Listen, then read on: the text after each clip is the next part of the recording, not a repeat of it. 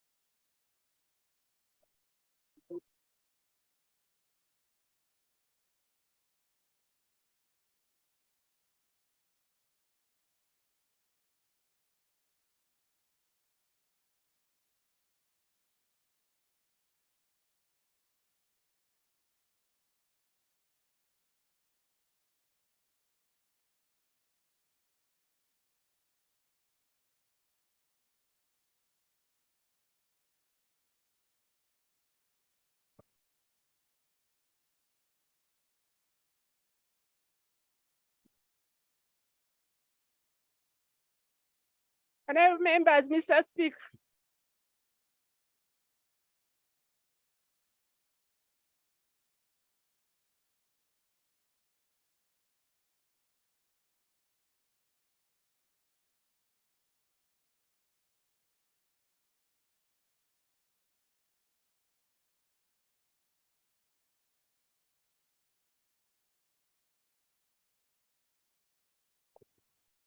Prayers. Almighty God, who in your infinite wisdom and providential goodness have appointed the offices of leaders and parliaments for the welfare of society and the just government of humanity, we beseech you to look upon with your abundant favor these your servants, whom you have been pleased to call to the performance of such important trusts in this land. Let your blessing descend upon them here assembled, and grant that they may, as in your presence, treat and consider all matters that shall come under their deliberation in so just and faithful a manner as to promote your honor and glory, and to advance the good of those whose interests you've committed to their charge. Amen.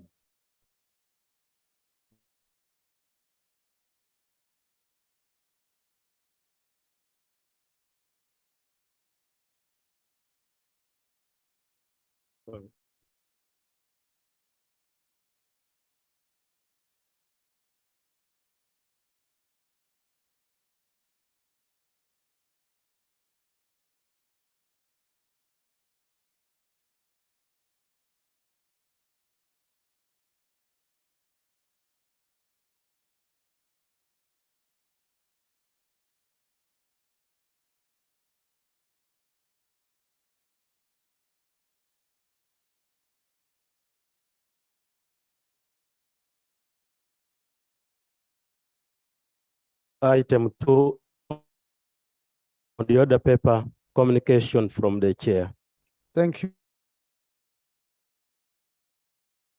Honorable colleagues, I welcome you to today's sitting, and I also welcome you from Kitgum, where we had gone for national celebrations. I also welcome you from State House, where we held the national prayer breakfast. I have advised Honorable Bahati next time to do this theme very cautiously, because the word repent scared most of you. You took off, you never, some of you told me you don't have any sins to repent. Others told me you are still, you took off, you never. Our able group led by the Honorable Bahati, Honorable Seno, Zimbabwe, Honorable Meribeth, Mr. Honorable Edakas, Honorable Cecile, wait for you. So, and I made a declaration and I repented on your behalf. I hope the eyes repented on his have it. I hope the eyes have it. But Honorable colleagues, on a very sad note, the Under Secretary, a colleague, Emmanuel Dombo, and Collins were come position of that magnitude in the executive. It is Collins Dombo, the late who welcomed me as he was acting part of the Prime Minister. He was an army, I think, last year. We had developed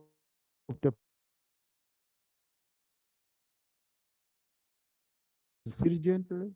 He's been hardworking, and I think it is in.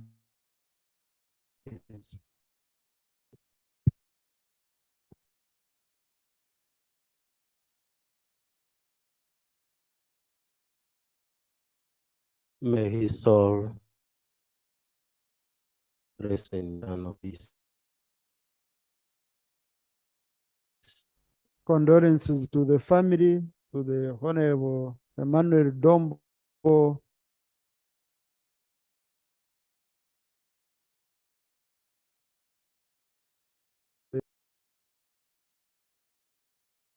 and the people of matters of importance. Honorable Mangati Vumbi, who is Right Honorable Speaker, I'm standing in for 2 hours, Honorable Matthias Impuga. Right Honorable Speaker, as we are gathered here in this August House and on this good day for the last couple of days, and as we were celebrating our independence yesterday, outside the very notions of our independence are being grossly abused and challenged. We are expected to come here with decorum and maybe debate the horribility of what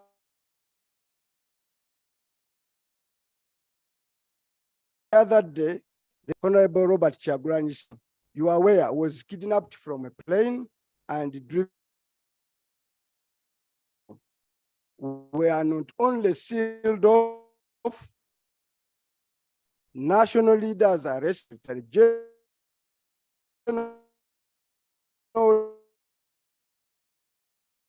country are being held in the due course of the law. Right Honorable being Speaker, we've had a date with destiny. We have always chosen a path of constitutionalism and the rule of law. When you had challenges with the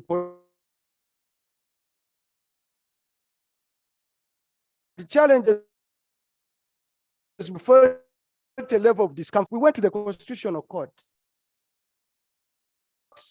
Overturned that constitutional, giving powers of police to prohibit. Speaker, the government came here and made a Public Order Management Act, trying to restate the powers that they enjoyed in the organizations. And a group of other civil society went to the Constitutional Court and overturned that provision. As we speak,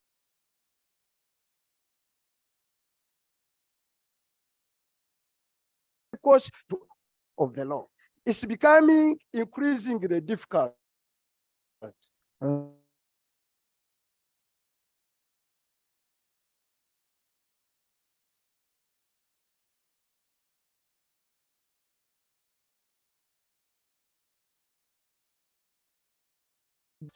Uphold and defend the Constitution. The Constitution has these rights. So it is extremely difficult for me to act as the law, sit down with these honorable colleagues as if. But honorable colleagues, even LOP has a time limit. Okay, I don't want my generosity to be. Speaker, Yeah. the information I want to provide my boss is that over and above the constitutional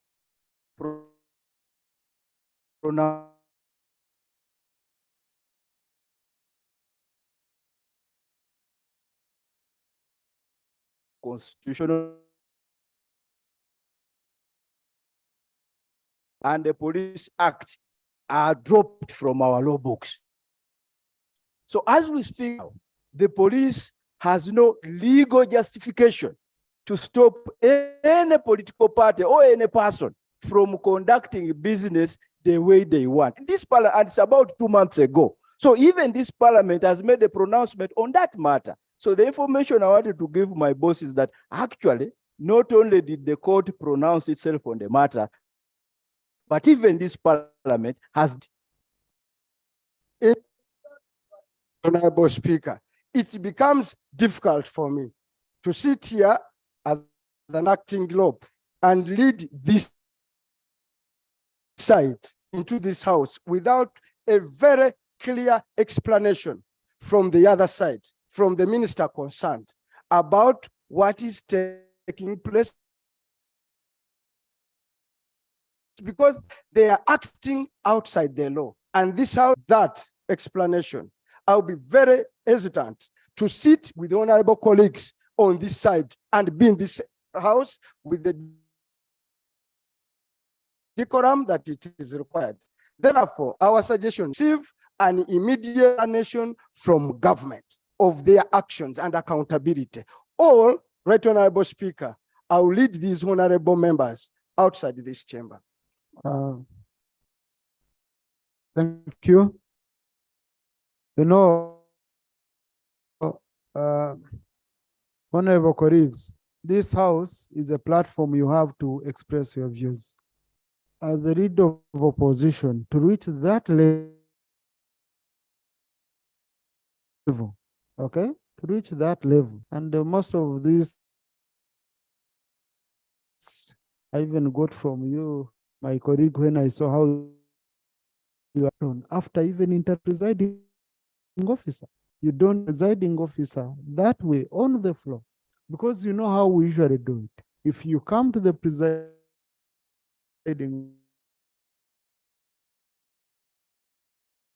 officer,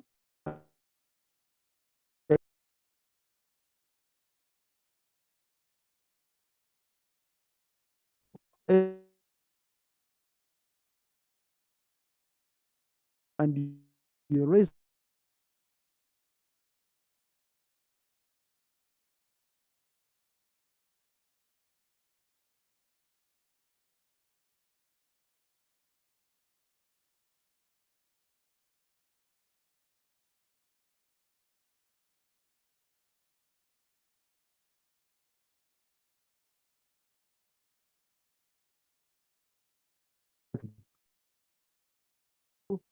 from continuing and doing what you want to do. Me, I would give the minister time. He brings the statement explaining, and then we'll be able to handle the matter. I don't know what you think about this, Honorable Korir.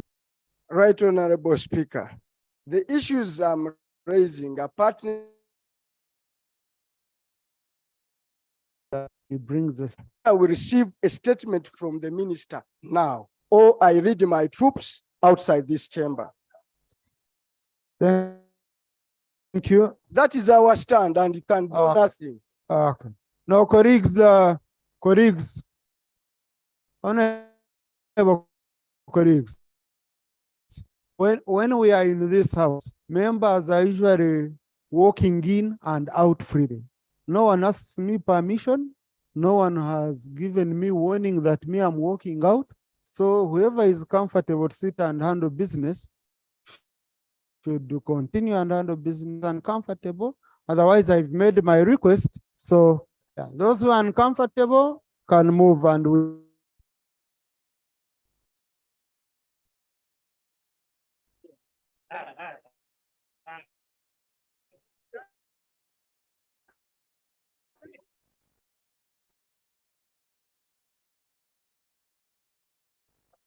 thank you. Order.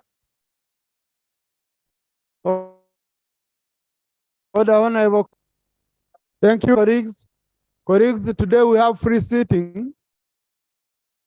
So yeah.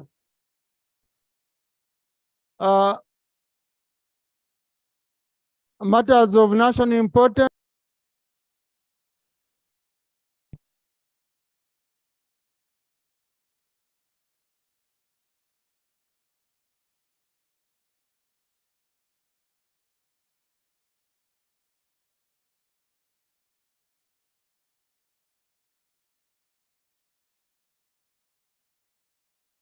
Few days when we were hit by heavy rains,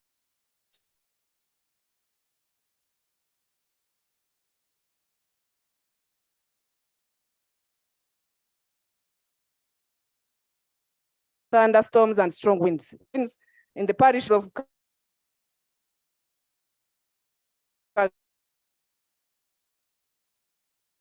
that is Kasharara,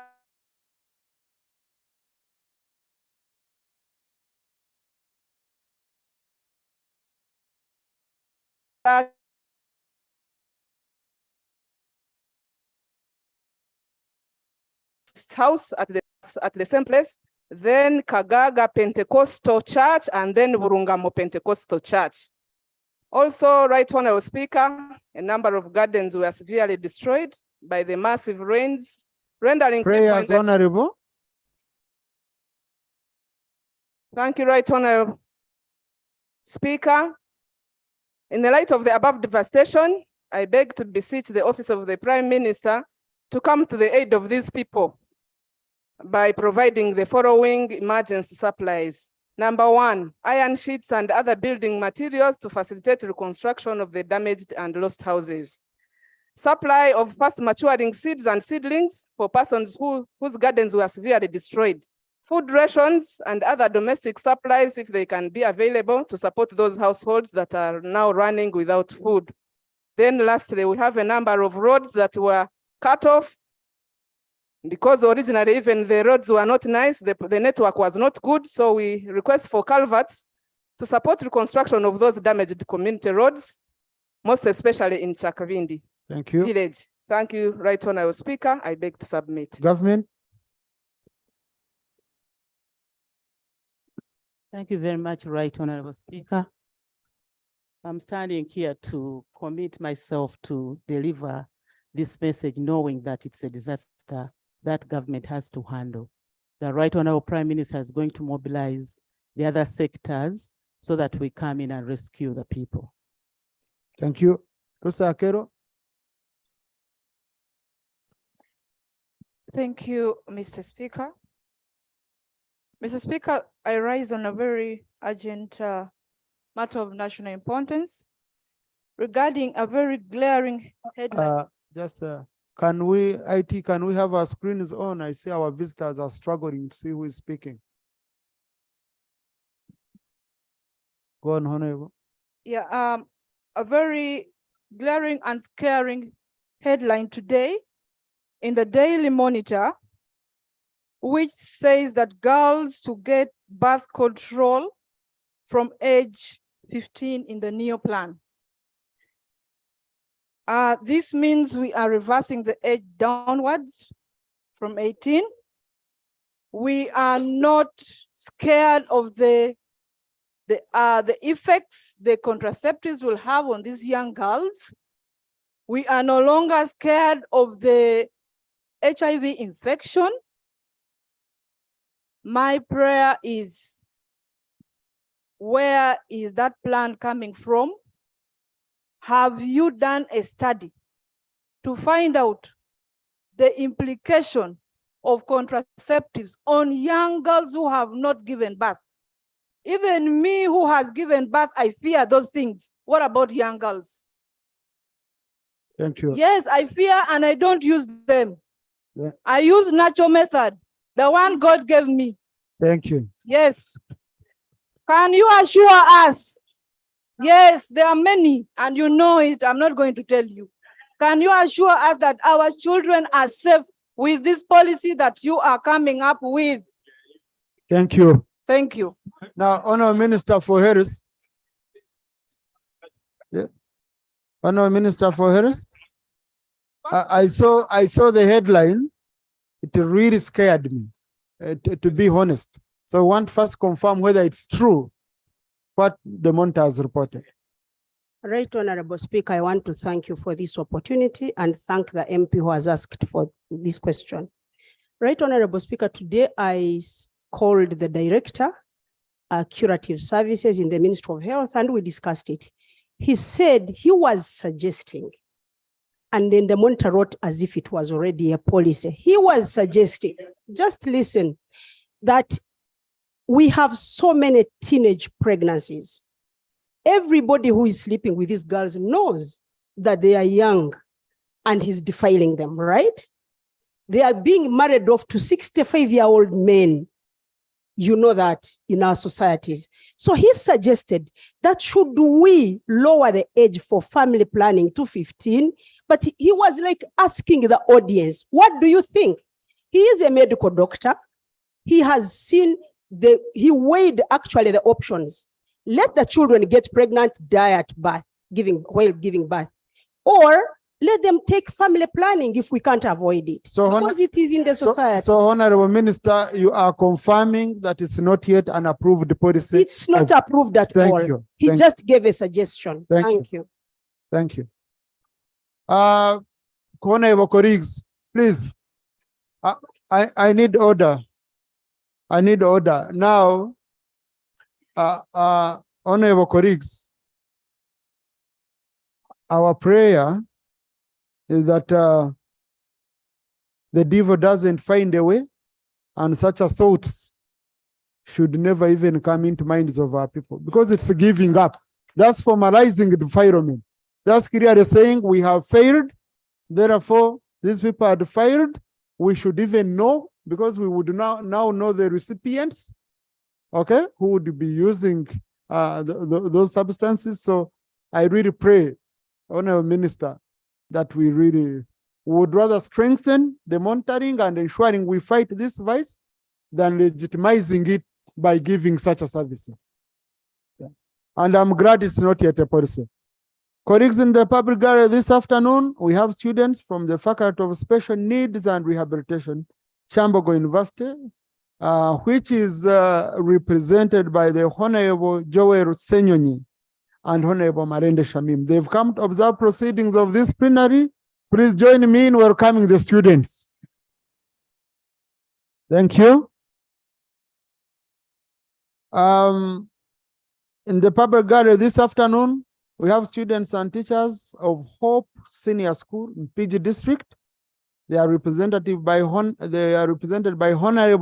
Tiaga Hirari and Honorable Namboze Teddy. They've come to observe proceedings of the House. Please join me in welcoming them. Okay, thank you. Thank you for coming. Also, we have pupils and teachers of Green Hill Academy, Kiburi, who won the Mathematics National Champions 2023. They are represented by Honorable Shamim Marende and Honorable Nyeko Derek. They've come to observe proceedings of this House, and they brought very many gifts for the Speaker and Deputy Speaker. Please join me in welcoming them. Yeah, thank you. Honorable Tanya Sowed.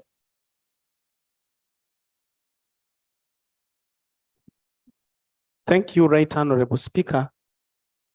Right Honorable Speaker, I had come to your office and you had advised me otherwise. Otherwise, I don't know whether you are giving Honorable permission to go Macho. ahead.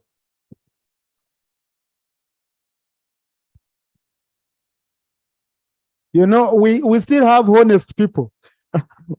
You know, politician, once they get a microphone, they say he changed his mind and gone. Yes, Honorable. Mr. Speaker, sir, last week was a sad week for the business community in Uganda and Busia in particular, that Kenya stopped the import of cereals, in particular maize and wheat from Uganda. I call it a sad week because Kenya's, our brothers, have kept shifting goals. They started by first banning the export of milk. They went to poultry and poultry products. They have now gone back to maize. Moreover, Uganda's government has just given people a lot of money of PDM, and everybody is involved in farming. Mr. Speaker, I have a prayer that since our brothers, the Kenyans, are shifting goals all the time with the aim of punishing us, not promoting the spirit of East Africa Federation. Number one, we also pay back the same way by banning the Kenyan agro imports that we are importing from their country so that they feel the pitch. Because as we talk now, Kenyan companies that signed contracts with Ugandan farmers to take the maize have canceled the contracts. And secondly, Mr. Speaker, I pray that the Minister of Trade should come and tell the Parliament of Uganda, why does Kenya government shift goals all the time? All the time. They shifted from raw cane to sugar, to milk, to eggs, and now they have gone to maize. Moreover, they know Uganda has just given money of PDM and everybody has bought the maize seeds and planted. Lastly, the Minister of East African Affairs should come to this August House and tell us the trade agreements that Kenya made with Uganda, because my people of Busia and other borders don't know which agreements we made with our partner countries. Kenya wakes up and bans an export. Sudan wakes up and bans. Rwanda as if it is not part of East Africa. Thank you. And Mr. Speaker, I therefore want to lay a daily monitor of October 9th that wrote that Kenya has banned importation of maize and wheat to its country information. Honorable Minister. Honorable Minister. Mr. Speaker, for the No, past please. Honorable Minister. I beg to lay.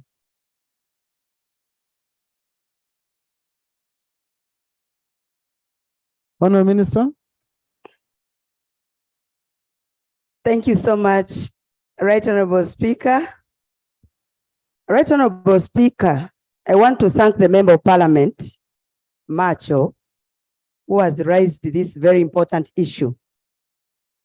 Indeed, it is a very pertinent issue because we have protocols, agreements under the East African protocols, customs union, that we agreed to trade with the East African community.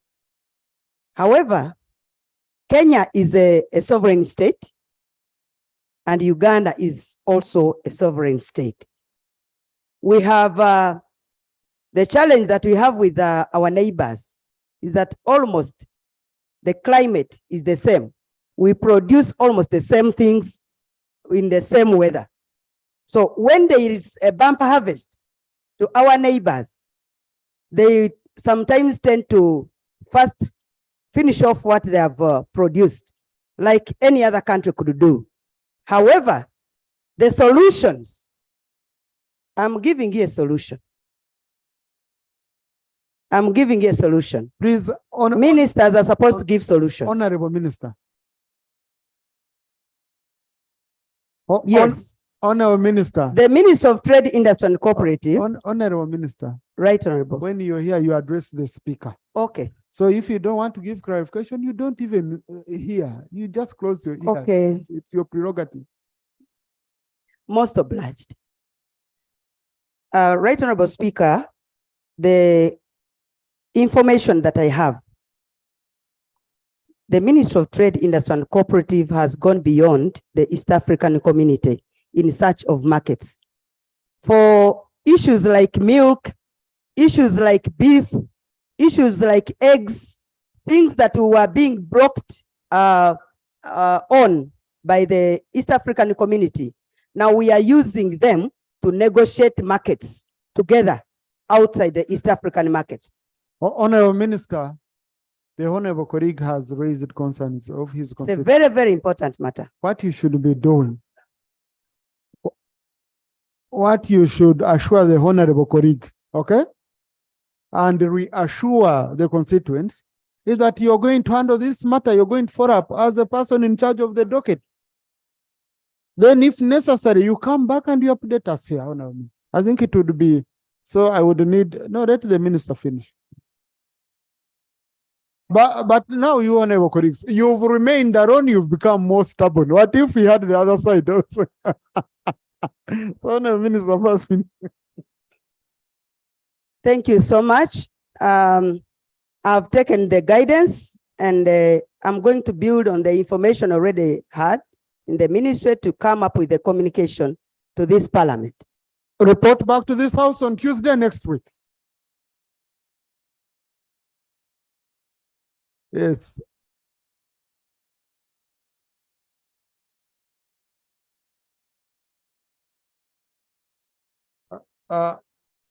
Honorable Chemonges, William.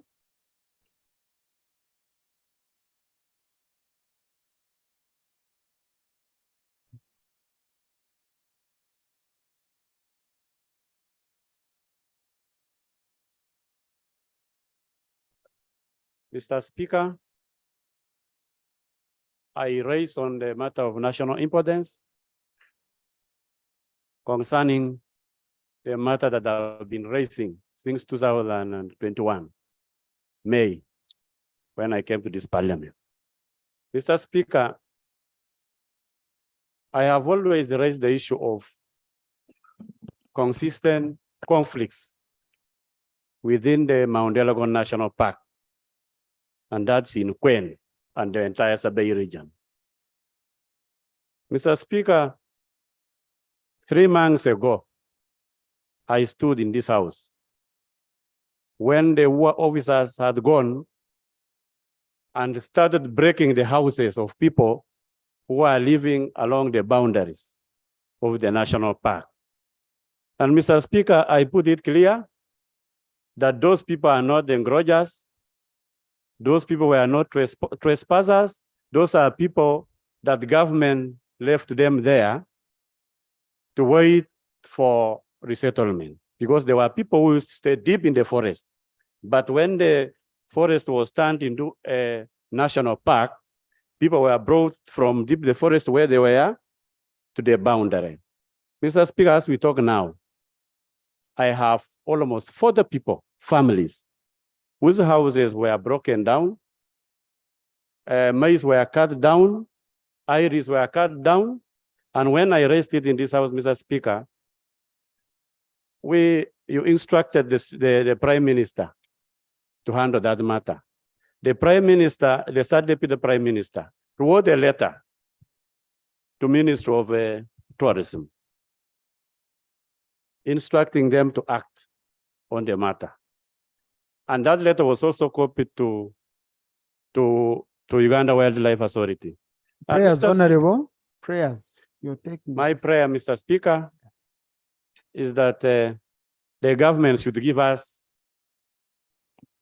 their comprehensive statement on what they intend to do with these people who have been staying on temporal settlement for almost 30 years now. Thank you. Thank you, Mr. Speaker. Now, Honorable Minister for Tourism, this issue, really, it has been a very difficult issue for people of Sebei and Bugisu. It has affected them so much. Personally, I was invited some time back when I told you I survived the Imbaru. They had even decided to do Imbaru on me. Yes, Honorable John Face, Doctor, and I met the on Mount Wanari, and we moved around. And you see, when you go through the boundaries, which UA is insisting on, even in Mbare City, you'll find it's a national park. So, but in Uganda, we have a situation where we don't want to live in reality. You want to hold on to something on paper when physically you can never. The reality is different because I went there, I moved. If you are to go with the boundaries of 1964, I think 64, yes, you even in Mbare where it is now, is a national park. So you would say, oh, the whole town go away and we have our national park here. Is it feasible? So why are you holding on to something which you know is not feasible? And people gave you an alternative by saying go with the boundaries, I think, of 1993. Yes, with the boundaries of 1993. And then we protect the park where it is. When you rejected that, now people started even encroaching. When you go, they are going to demand a boundary of 2023. Yes, because they told you, go with the boundaries of 1993, then we protect, we ensure our communities don't go beyond here. You couldn't even take an offer. Honorable Minister, meet the MPs of the area, Sebei and Bugisu, over this issue. On Wednesday, bring a comprehensive statement. We'll go through it. Okay? No, let's wait for a statement. Listen, we shall add it on Wednesday because when a statement comes, we usually debate. Okay? I just wanted it. No, Wednesday next week. Yeah, but hold the meeting. Not you just going to and you no. Hold the meeting with the leaders on ground. Meet the people on the ground and get the real situation and come and give us reality. Much obliged, the Right Honorable Speaker. And I think we're in Sebei as well for some time with the MPs. But let me go by your guidance so we can be on Wednesday. Thank you. Thank you, Honorable. Honorable Mutebi Noah.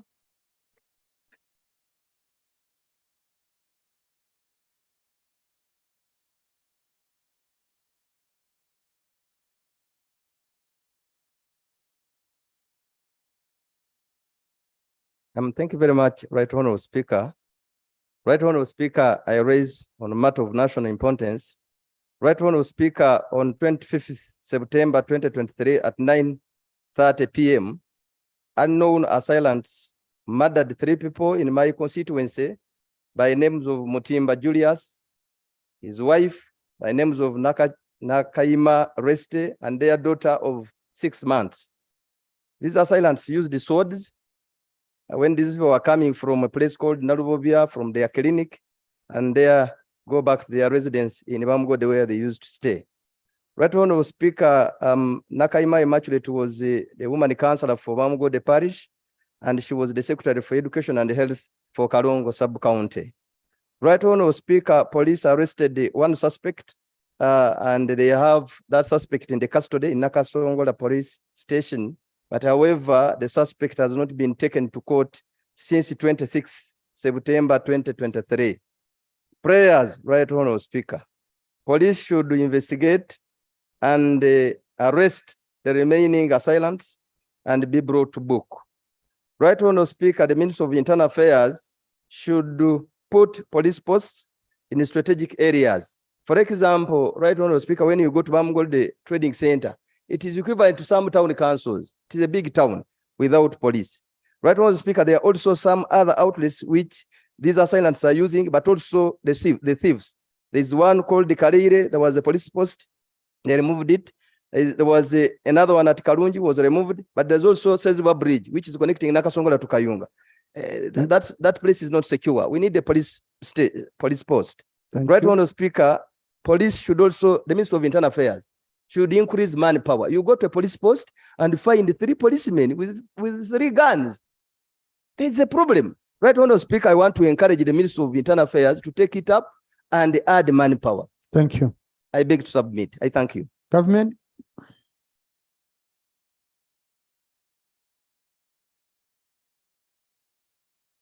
Thank you very much, Right Honorable Speaker. The minister in charge is not in the house. I undertake to deliver the message to him, Right Honorable. Thank you. This is a matter which should be taken up seriously for action. For action, it's a matter which you don't need to come back here, what people need on the ground. So encourage him to send a team on the ground and address the concerns, Honorable Minister. Honorable Nyachkongoro. Thank you so much, Right Honorable Speaker, for giving the opportunity to raise this matter concerning Nyakambu Bridge, which is on the verge of collapsing. It serves various districts, and there's a lot of traffic that carry economic goods along that place. UNRA, in its usual maintenance way, cannot manage that bridge because they had hoped that with the long-awaited upgrading of Wizwera, Nyakambu, Nsika with a spur to Shema Kabwe, it would work on that bridge. Now, during these rains, people find it difficult to pass there. Actually, it is going to kill many lives that get tempted to pass there. It is equally becoming very expensive. If you are crossing to Ibanda, to Kashari Mbarara, people have to pass through Kabwe Mbarara Road and then Ibanda Road, which is costly. Right Honorable Speaker, the Prime Minister met with the Ankole Group members of Parliament and told them that that road was a priority road. That was March this year, and that it is going to be among the very first roads that were going to be worked on. 2, UNRA committed itself in 2021 that it is a priority road. Right Honorable Speaker, among the roads that were in the newspapers recently, it's not there. My prayers. Right Honorable Speaker, it is a presidential pledge and they said it is a priority road. Right Honorable Speaker. Whom are you responding to, Honorable? Right Honorable Speaker, my brother is disorganizing me. My prayers. 1, that government works on Nyakambu Bridge urgently to avoid loss of lives and properties. Number 2, that UNRA allows people to use their land for economic gain, for that land that was demarcated, because they told them not to use it, and they had done evaluation and everything. Now people are crying. Number 3, that the Prime Minister gives us a message to take back to the people of Shema and Greater Ankole at large on the commencement of that road. Because when she met with us, we went back with excitement and told people that the road is going to be worked on. Now they are asking us, and we don't have no answer to tell them. Thank you, Right Honorable. Now, Honorable Nankaura, Acting Chief Whip, please arrange a meeting for Minister of Works with the MPs from the affected area. So that, but colleagues, you remember I told you the minister is supposed to bring, I think next week, a statement on the preparedness of handling emergencies in the road networks. So we shall discuss in detail. Right Honorable Speaker, the Minister of Works is hereby directed to make sure that he organizes this meeting, goes on the ground, such that when he comes to give a statement, he will also inform the country about the preparations to save the people if this bridge is worked on. And UNRWA is equally directed to make sure that the people use the land. Thank you. The Prime Minister will be informed by myself that the people are waiting for her statement regarding the same. Thank you. Now, I was waiting for the part of failure to do so.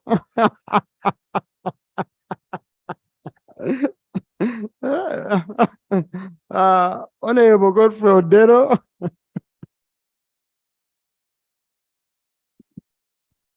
Thank you so much, Right Honorable Speaker.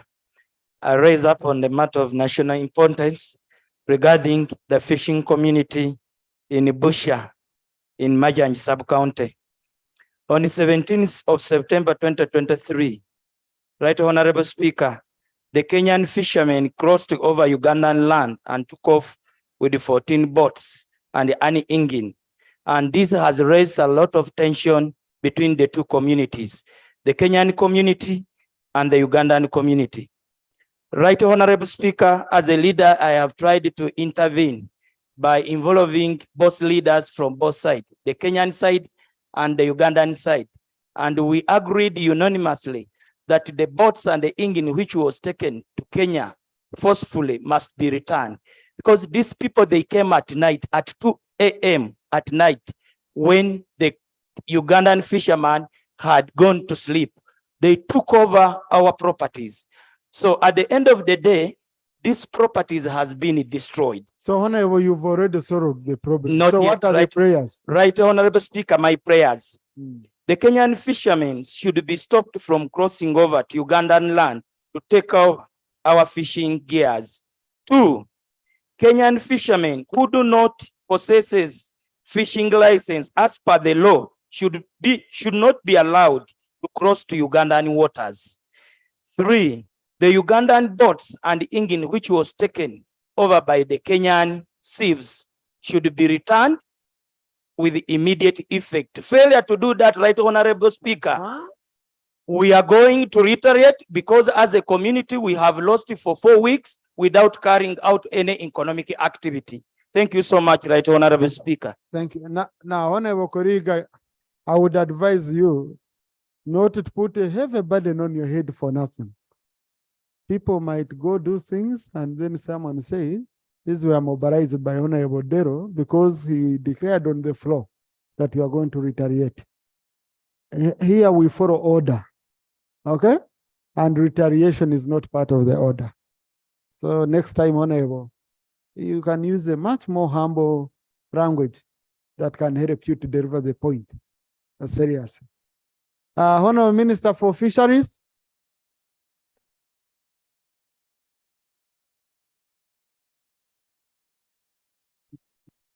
Right Honorable Speaker, it's unfortunate that that incident happened, and it has always happened. As we are aware, Uganda, Kenya, Tanzania shares the waters of Lake Victoria, and the matter came to my knowledge, and I directed the Commander Fisheries Protection Unit to handle the matter with the Kenyan security. He has not yet brought any report, and I want to pledge to follow it up and come back and give a feedback to the honorable member. Order, Macho. Mr. Speaker. Honorable Minister, you can take a seat. Mr. Speaker, in the last parliament, we had the same issues. Comes to the 11th parliament, Mr. Speaker and my colleagues, we again have the same issues. Is the honorable minister really in order to delegate a commander to handle issues that she once had and she's hearing now? Moreover, she has never stepped even on the waters of Busia where these problems are happening. Is the minister in order to talk? And she has never even stepped at Sigulu. She has never stepped at Igolwe. And even in Nekuku, is the minister in order to talk about these issues? Thank you. Now, honorable, in law, In law, we have a very simple principle that usually applies to situations like these ones. That he who comes for equity comes with clean hands. Now, I have a situation. Free sitting is not free roaming. Huh? You were just a minute ago, you were seated here. Now, in a minute, I see you standing that side. So where? You keep smuggling yourself this side, then no, the honorable minister, thank you. We've taken note. Please follow up on the matter so that we can help people. Next item. Item 3, statements by ministers on 1, the commemoration of International Youth Day. Honorable Minister for Youth.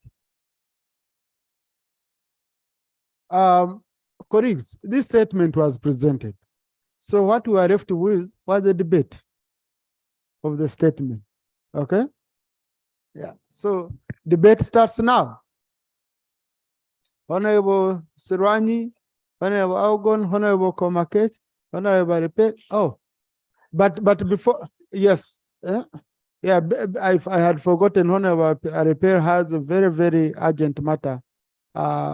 And Honorable Tim's go, and I stop at that. But I will start with a Repair. Let me allow you to raise your matter, which you brought to my attention. I'm so sorry. Yeah, thank you very much, Right Honorable Speaker. I rise on a matter of national importance, very urgent one.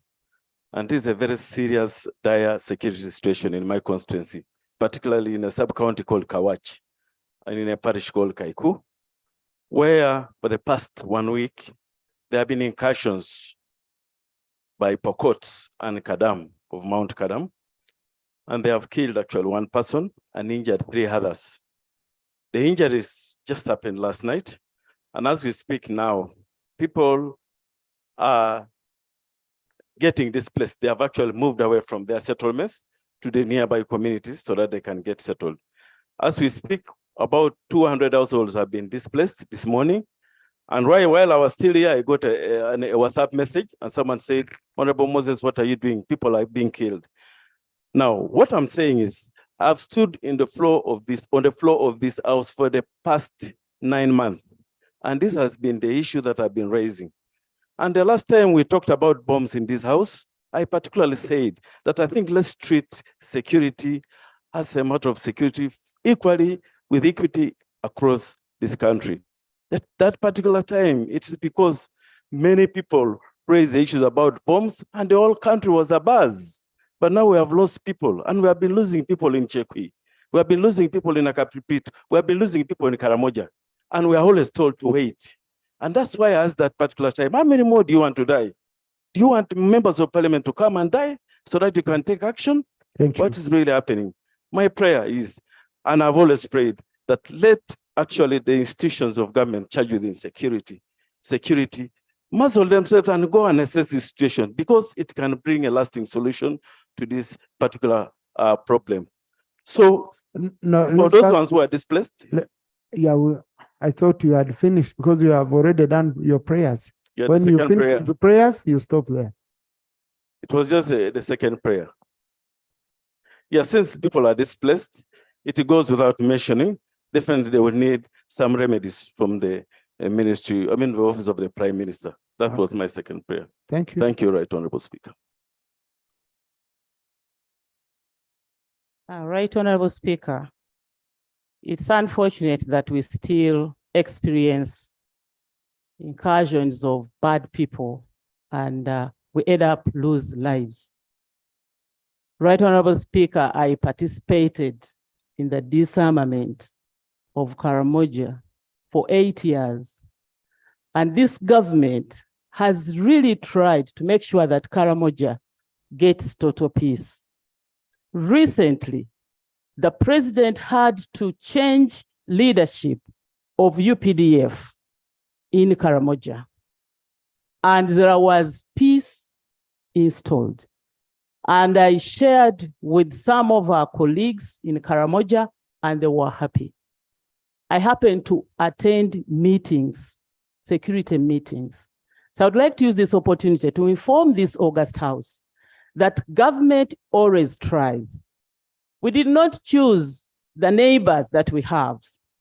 When government tries to maintain peace on this side, unfortunately, our neighbors on the other side do not do the same. From Kenya, they choose to move with guns in Uganda, looking for pasture and water. I want to assure this government, this August House, that I will deliver this message. And I hope that we shall follow up the culprits, and then we will see total peace. Regarding relief, I undertake to inform my boss, the Right Honorable Prime Minister, to look in her stores and see to it that we come to the rescue of the people. I beg to submit. Thank you. Thank you. Honorable Serwanye. Thank you, colleagues. Now we are having a debate. Right Honorable Speaker. Commemoration of International Youth Day, and the members I've picked are enough. Right Honorable Speaker, I want to thank the Minister who presented a statement on the International Youth Day. 2 minutes. And I want to congratulate His Excellency, the President of the Republic of Uganda, on this very important day. Right Honorable Speaker, 3 days ago, I attended a graduation at Kololo of 16,797 young people. These young people graduated in areas of welding, tailoring, basically vocational skills. Right Honorable Speaker, this is a type of graduation that had never seen take place in this country. If we gear and give jobs to young people and do such trainings, then we shall get young people moving very well as we commemorate the International Youth Day. Right Honorable Speaker, the question I want to ask the Minister, this good program, how are we going to roll it out throughout the country? Eastern Uganda, because now we are only the graduates basically that we attended in Kololo are coming from the area of Kampala Metropolitan. When are we rolling out this good program of the President to different areas to reach up to as far as Terego? I always see my sister from Terego here saying she's the most rural representative. When is the program reaching that area?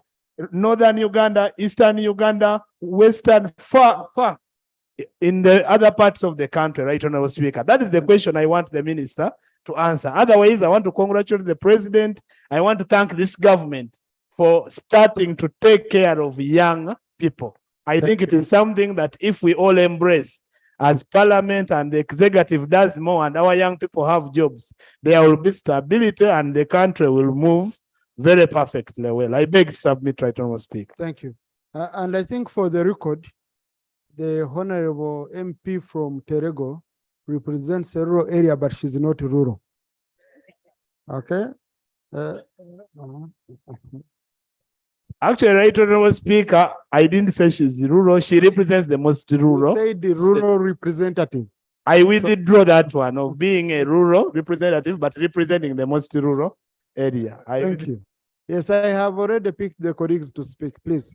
Then I will allow you MPs. Thank you so much, Right Honorable Speaker.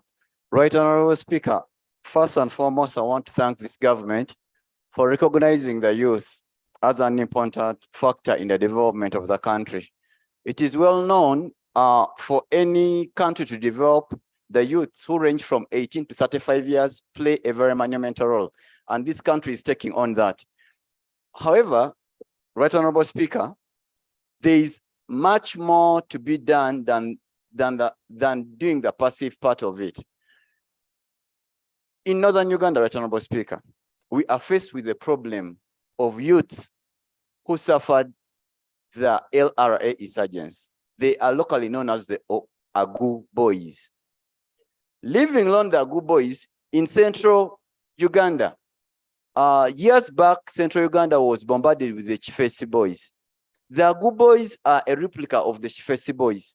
Just as the Agu boys have more of military training in them. Some of them were former child soldiers. Honorable Minister, these boys have been left to survive on their own. What they do, they go around stealing, doing petty jobs that has endangered their lives. They're a threat to the community, and the community are also a threat to them. Why can't this government come up and set up rehabilitation centers that can equip these boys? Before they equip them, they first demilitarize them from the actions that they went through, and then they train them. Finally, Right Honorable Speaker, why are we always dividing the masses? This same parliament gave 5 million. The Honorable Minister did that when they were celebrating Women's Day. Women in every district got 5 million for their celebration. The ones who did not, Thank you. So, thank you. Honorable Cyrus, the minister will clarify. I think what was important is, why haven't we given the youth? Thank you, Right Honorable Speaker. Right Honorable Speaker, it's very, very important that we celebrate the youth. And it's very sweet to be a youth. But there are questions that we have as a country to answer. For instance, those who graduate, a majority do not get an opportunity to get a job. How are we balancing between regions? I'm saying so because I'm aware about it. These days, it is not easy for you to get a job if you do not have somebody to connect you directly. Yes. It seems there are certain people who are blessed already, even before they go to level 1 or year 1, semester 1 of university, they are assured of employment. But there are many out there who do not have that opportunity. So, Right Honorable Speaker, the question is, what is government doing to cover this gap? The acting Prime Minister, what are you going to do? That's a big question for you. Number 2, Right Honorable Speaker, there is an issue. The graduates have not been prepared for the job market properly. When are we passing the graduate scheme, the graduate service scheme bill? When are we passing it? Because the responsibility of this house, we cannot sit down, get salary, and do nothing about this. We are talking about the startups bill. What are we going to do about it? Recently, I sat in my constituency and I discovered within 1 ward, there were 14 graduates, 3 of them lawyers by training, but no jobs. Right, Honorable Speaker, where am I going to take these people? Well, I think one time I'm going to bring them to your office first. Then we start to get, what is it that we are going to do? Because it is amazingly bad. What are we going to do? Let me take that information because there's a persistent demand. No, since you've switched off, we don't take it because no. Speaker, it is No, vital first information. listen. I help you. Information is within your time. You don't switch off. The moment you switch off, you've switched off a member. You've rejected the request for information. Yeah, but let me allow the member, since she had already crossed over. Thank you, Right Honorable Speaker, for the chance. The information I wanted to give the House is regarding this skilling, the presidential initiative. I'm of the view that we could do better. It should be institutionalized to create equity and fairness. For example, we have technical schools in constituencies run by government, but they are poorly facilitated. In my constituency, we have a community technical school called Nagwere. I did present information here in the 10th Parliament that this technical school has heavy equipment that has been lying idle for lack of a 3-phase electricity. No. Then, Honorable Mede is submitting on her own. You finish your time, Honorable Saidi. Then for lack of trained teachers, trained technical instructors, if this scaling is taken to the community, it will create more opportunity. The presidential initiative where we have a facility in Kibuku, for example, in Butebo, only took in seven kids in the community. Let me call them 7 persons. How will this translate into meaningful employment of the youth of the district? Thank you. That's the information I wanted. Onen.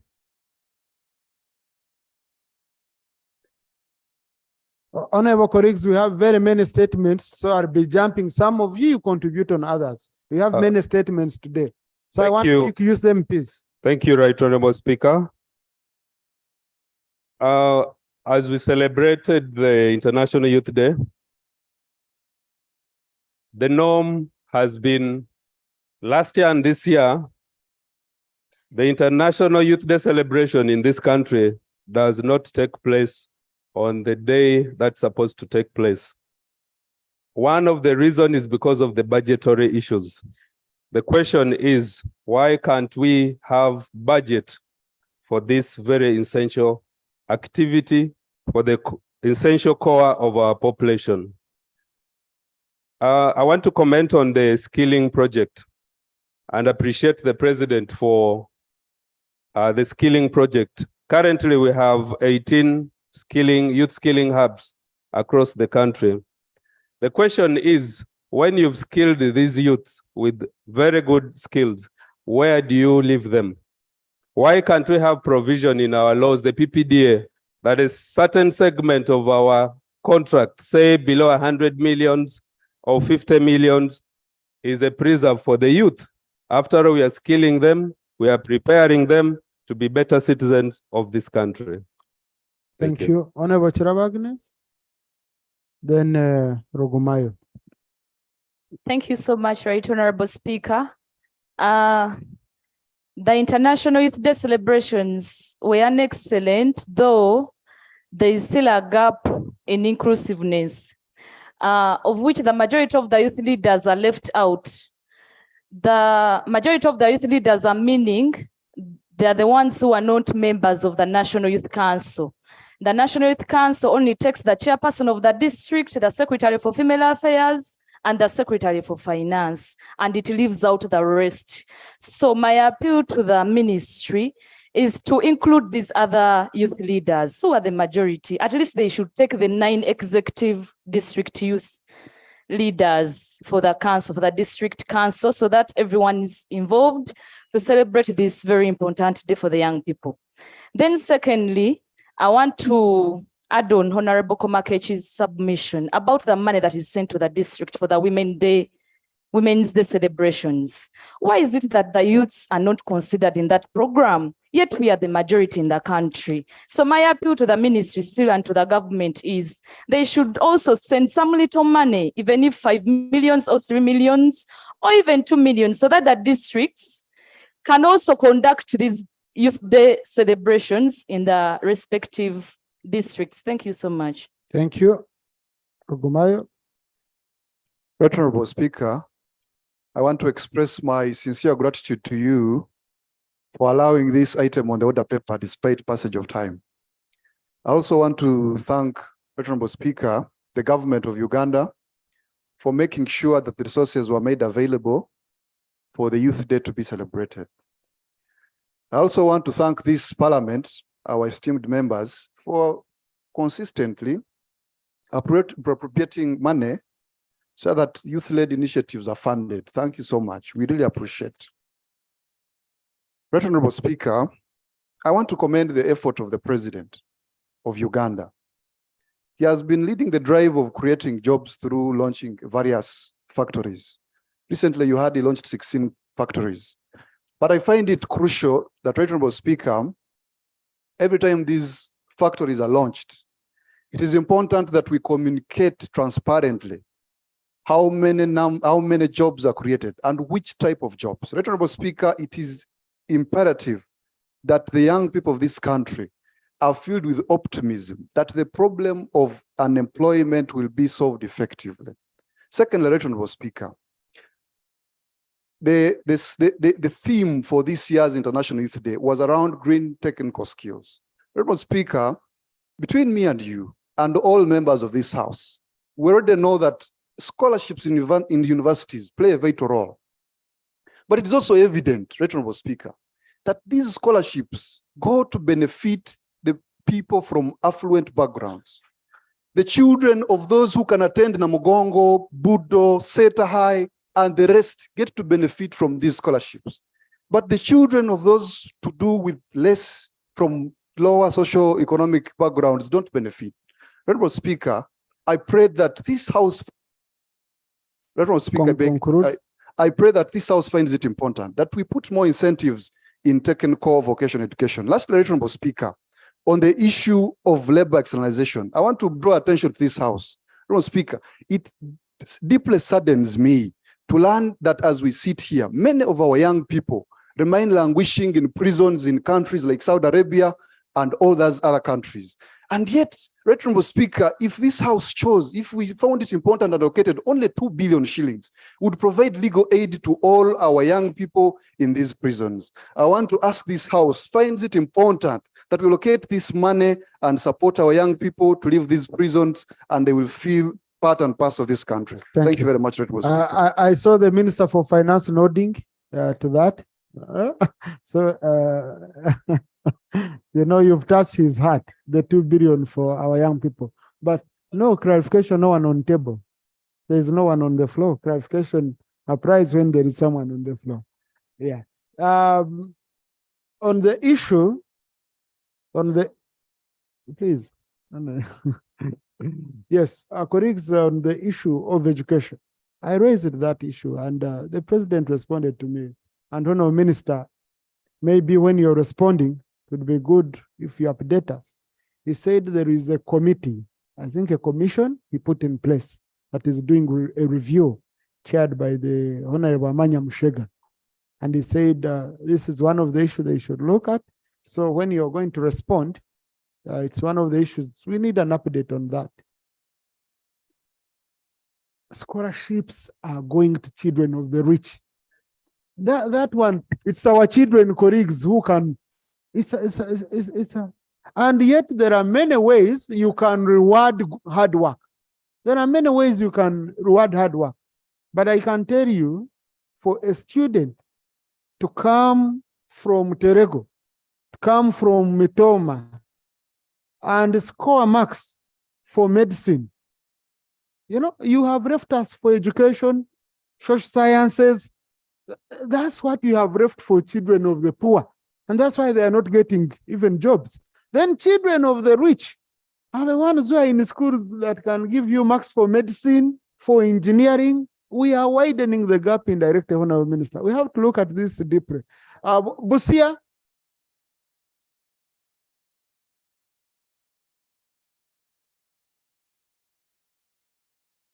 Thank you so much, Right Honourable Speaker.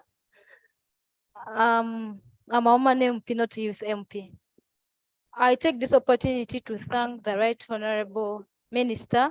Colleagues, listen to the youngest member of parliament. This is their debate.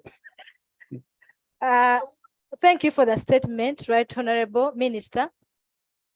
I first appreciate the government of Uganda for the new curriculum. I will support it because last time I visited my child at a certain school, in secondary school somewhere. Colleagues, to be a member of parliament, you are above 18. So why are you debating? Right Honourable Minister, I visited my child somewhere in a certain school. So when I went through his report, totally I saw different things, the way we used to have them. They've introduced different curriculum, and this one includes handwork.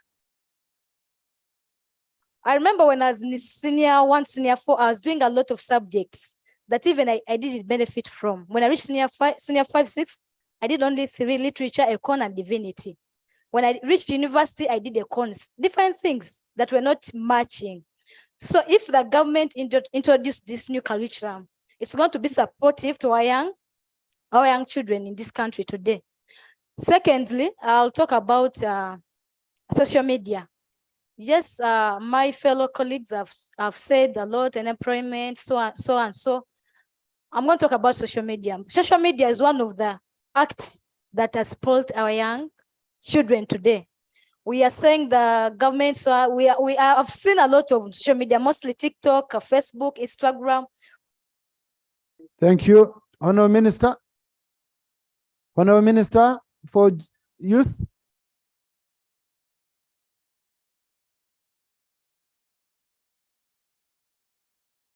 Thank you, Right Honorable Speaker. I want to take this opportunity to thank my colleagues for raising very pertinent issues. And I don't know whether I should go one by one or I make a summary. Just do a summary.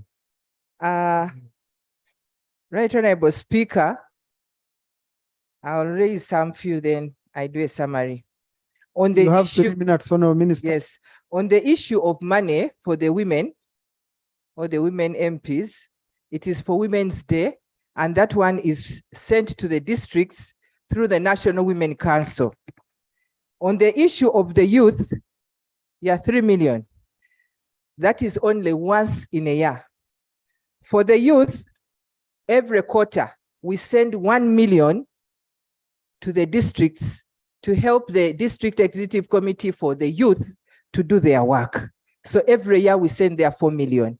Maybe if we want us to change it, that this should be for the Youth Day, but this is money which is meant for that. And Right Honorable Speaker, in the last quarter, we did not send anything. Reason, the finance for the National Youth Council was reduced by 80% because we were getting only 4 billion last financial year, and this financial year, they had given us only 800 million for the whole financial year. So we're unable to send money to the districts last quarter. Right Honorable Speaker, on the issue of our students who are in the presidential skilling hubs. No, Minister, just without interrupting you very much. Honorable Minister for Finance, we need money for National Youth Center, Youth Council. Youth Council, the minister has told you. The subvention, okay? It was made aware subventions have been reinstated. National Youth Council, from where most of us passed, with youth MPs here, their money was reduced by 80%, their subvention. We need your intervention. We need your help, Honorable Minister.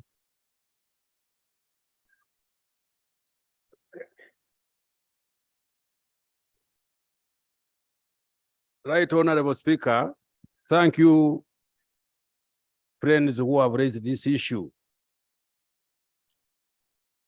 It's not because we don't want people to do what they are planning to do, but I've told you many times, the funds are not available for us to make sure that everybody gets what he wants to get.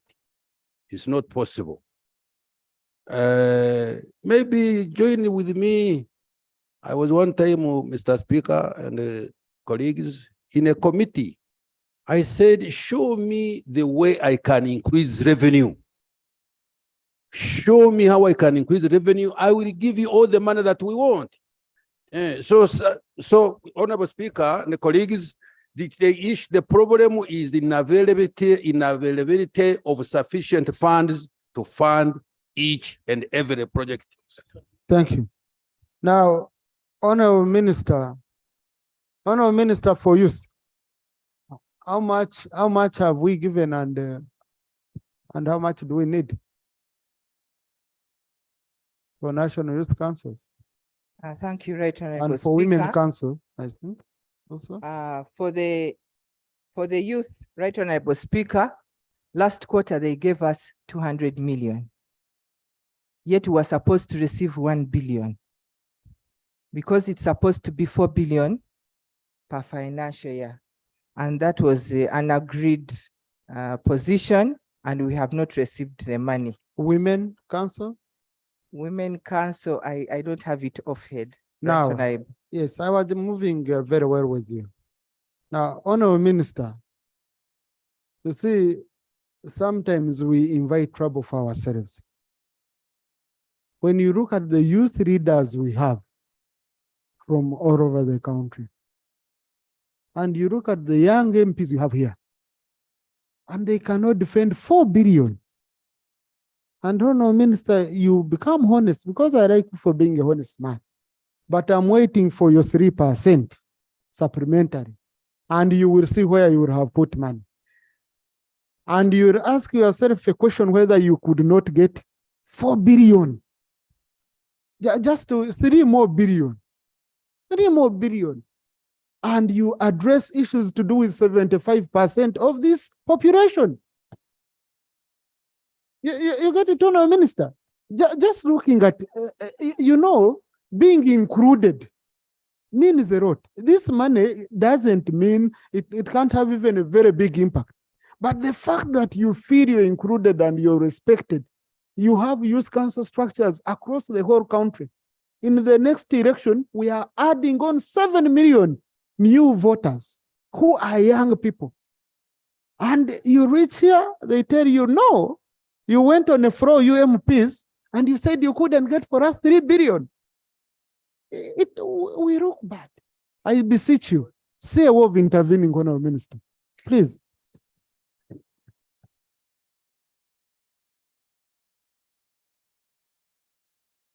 Thank you again, Right Honorable Speaker.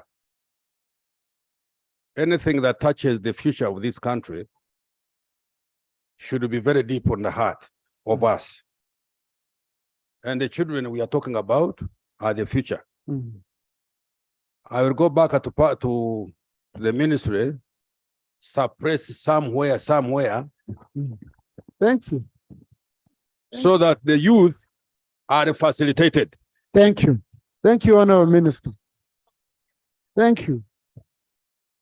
You know, I have carried a lot of abuse at Parliament, which couldn't get for us at least 4 billion. And I want to thank you for rescuing us. These are your grandchildren, and they are happy wherever they are, Honorable Minister. We thank you for that humility and that approach. Yes, Honorable Minister, continue. Thank you, Right Honorable Speaker, and I want to thank you for that intervention. Right Honorable Speaker, on the issue of our graduates from the presidential skilling hubs, yes, we are still taking very few, but we believe that when the budget is there, we shall increase. Because recently we were with the head of that skilling, and he said if we increase the money, they will increase the number of the students that they are getting from your districts. However, Right Honorable Speaker, like a colleague asked, we have trained them, and what next? We are still negotiating with finance, with the EMUGA, so that they can help us and put a category for these children who are getting out of our technical schools from the presidential skilling hubs, so that it can also be another category where people can borrow money from EMUGA and they buy their equipment and they move on, other than giving them things that are free, Right Honorable Speaker. Lastly, Right Honorable Speaker, I would like to thank you once again and say that the youth celebrations should always be considered in the budget so that we avoid changing the dates. For example, we were supposed to have it on 12th August, but due to my senior minister there, he knows what he went through to give us that money, we had to shift it to 18th August. But we want to thank you, and we pray that whatever I have not raised here, we are going to follow it up. Thank you. Next. Item 3.4, statement on the electricity sector. Honorable Minister.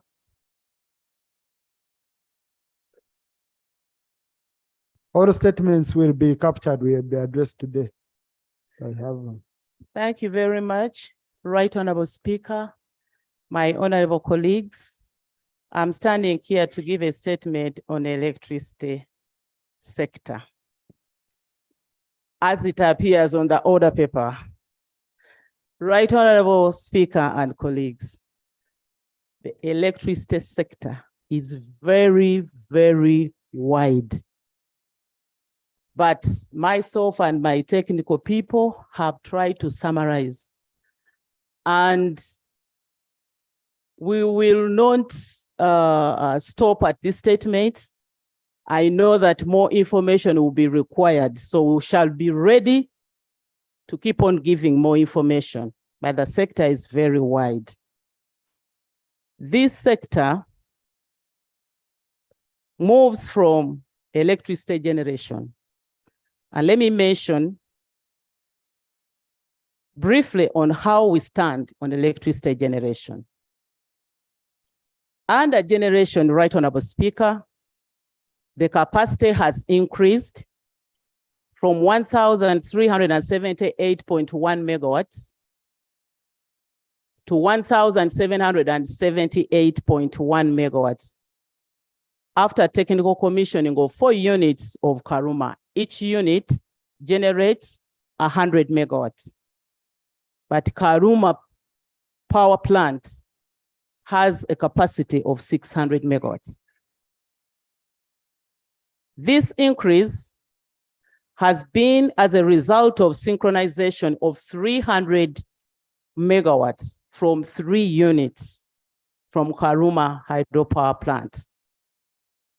It is expected that by the end of this financial year, the total installed capacity will be 2,000 megawatts. Right Honorable Speaker and colleagues, while there was some evacuation challenges following the vandalism that took place on Karuma Kawanda 400 kV transmission line where 5 towers were vandalized, these have been reconstructed and tests are ongoing. Our policy is that when vandalism takes place on a line that has not been commissioned, the onus is on the contractor to make sure that he makes good of the vandalized infrastructure. And I've been assured by the contractor that this is soon coming on board. Plans are underway, Right Honorable Speaker and colleagues, to update feasibility studies for Ayago hydropower plant. Ayago plant is expected to generate 840 megawatts. Oriang will generate 392 megawatts, and Kiba will generate 400 megawatts. And in order to increase electricity generation to meet our demand, we are mixing. We have smaller generation plants like Muzizi, which will generate 47 megawatts, and smaller plants. But we are also looking at other sources like solar. Uganda's capacity regarding solar is 10,000 megawatts. But the challenge on solar is the storage, because at night, you will not have that power. So when you put storage infrastructure, again, the tariff has to go up because it is expensive. We are also looking at wind. We have capacity of 4,000 megawatts from wind, especially in the areas of Karamoja. We are also looking at geothermal. We have already identified sites for geothermal. We expect 1,500 megawatts from geothermal. You've heard us talk about nuclear power. We are working with the International Atomic Energy Agency. We have been assessed and we have been seen to be sound to begin the generation of nuclear power. And by 2031, we expect at least 1,000 megawatts production from nuclear. But the total capacity for nuclear potential for Uganda is 24,000 megawatts. So electricity transmission network increased from 2,364 kilometers in 2018-2019 to the current 4,142 kilometers against the NDP3 target of 4,354. This network is expected to increase once the ongoing transmission projects are concluded across the country. Those who are going to Western Nile from Karuma, you will see lines that have passed Pakwachi up to Arua, and the substations there, Nebi, Arua, which are almost at 95% completed. That is the national grid, and that is the transmission network I am talking about. Whereas on the other side, where we have Mirama Kabale, that line is completed. And in Kabale district, the land was given to us. Now, Honorable, you see, our rules of procedure don't allow us to do what you're doing. Rule 52. Your statement has to be read in full as it is written. So kindly read the statement the way you give it to us, and then you can explain later. My apologies, Right Honorable Speaker. I had forgotten about that new rule. Let me now go to I am on C on electricity distribution.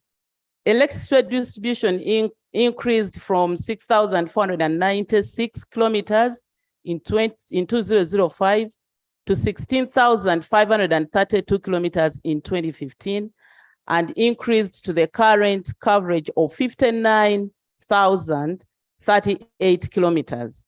This network is expected to double once the planned investments under the various distribution and electricity scale-up projects are implemented.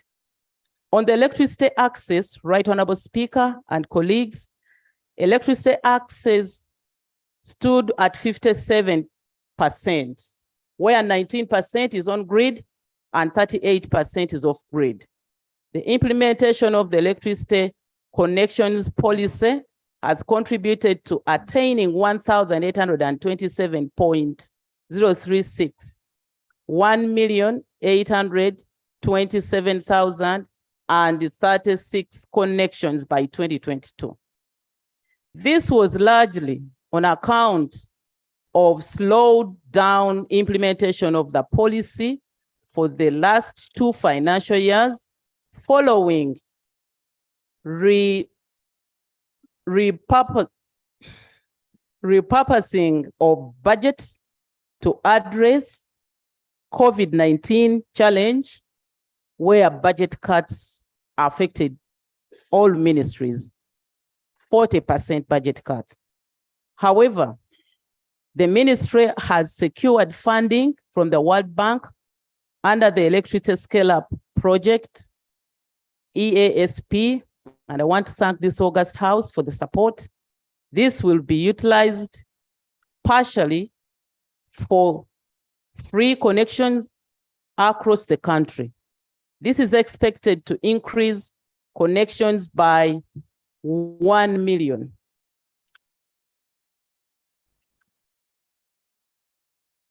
On the sub-county connections, Right Honorable Speaker, the ministry had planned to connect 1,496 sub-counties.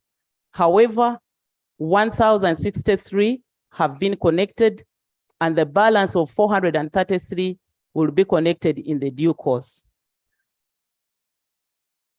We are implementing electricity scale-up project, and this is a priority to make sure that we connect the sub-counties which are lacking connection.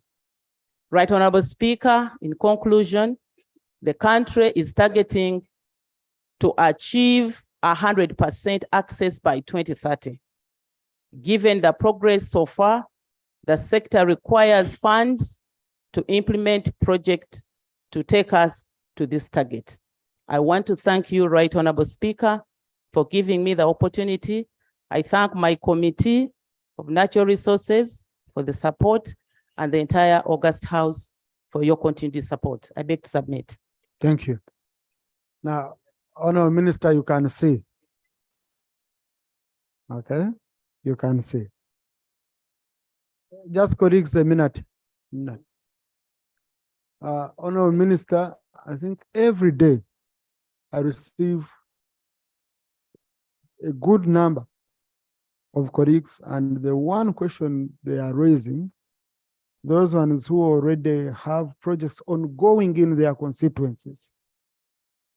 The wires, the poles have rotten.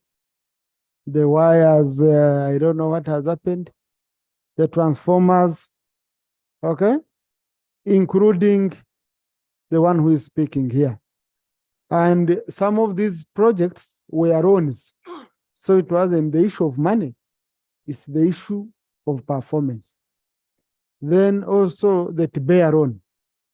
Issue of the Tibea loan, on which the president really promised much. Parliament, we did our part. Several were even given lists of connections where they will connect all sub-counties and everything.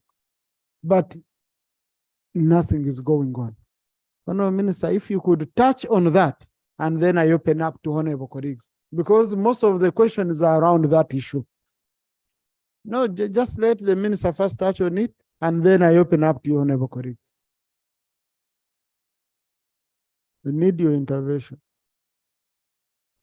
Yes, Right Honorable Speaker, we have been moving around the country, commissioning some of those projects that were satisfactorily completed. Some of them suffered vandalism when the country was locked down because of COVID-19. Some of the lines, and I have received reports, suffered vandalism. Some contractors ran bankrupt. And because of COVID-19, and I've already contacted the Solicitor General to guide me, you don't just switch contracts before the Solicitor General guides you. What I can say, Right Honorable Speaker, is that most of those projects which are in your constituencies will be concluded by December this year. Most of those projects in your, because we have procured materials, for example, the meters that we will need, the last delivery of the remaining meters we need is expected by the end of December. That's why I said that most. I didn't say that all of them. Of course, I will apologize because my report does not have every line in your constituencies. I could not generate this for today. I can only promise that I will handle region by region. The prior information I gave you, colleagues, you remember, I told you how many connections we are going to do in each and every constituency. That information was circulated. So what is remaining? And I want to thank some colleagues who have written to me to inform me of the kind of lines that they have. I cannot stand here and deceive you that I know each and everything in your constituencies, at least not yet for the few years that have been in the ministry. But I can promise that I can handle region by region.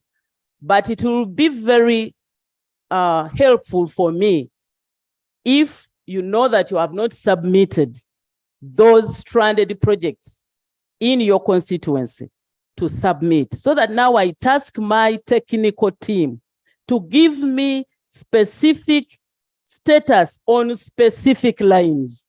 Otherwise, my report, sir, has not captured that specific information. Thank you. And I apologize. Yeah. Honorable, I think that's very helpful when you say, honorable colleagues, that if you have lines in your area that have lasted 2 years, some are 3 years, others are 1 year, okay? And all these lines are still stuck. It's very important you inform the minister, because this is part of your oversight. Now, which oversight also helps her to go to her staff and say, you're telling me ABCD, but the MP is telling me ABCD. Honorable Itungo, Honorable Oseku, I pick Enos, I pick, I see Kavarore behind, Mutiwa, Yanyima, Esenu,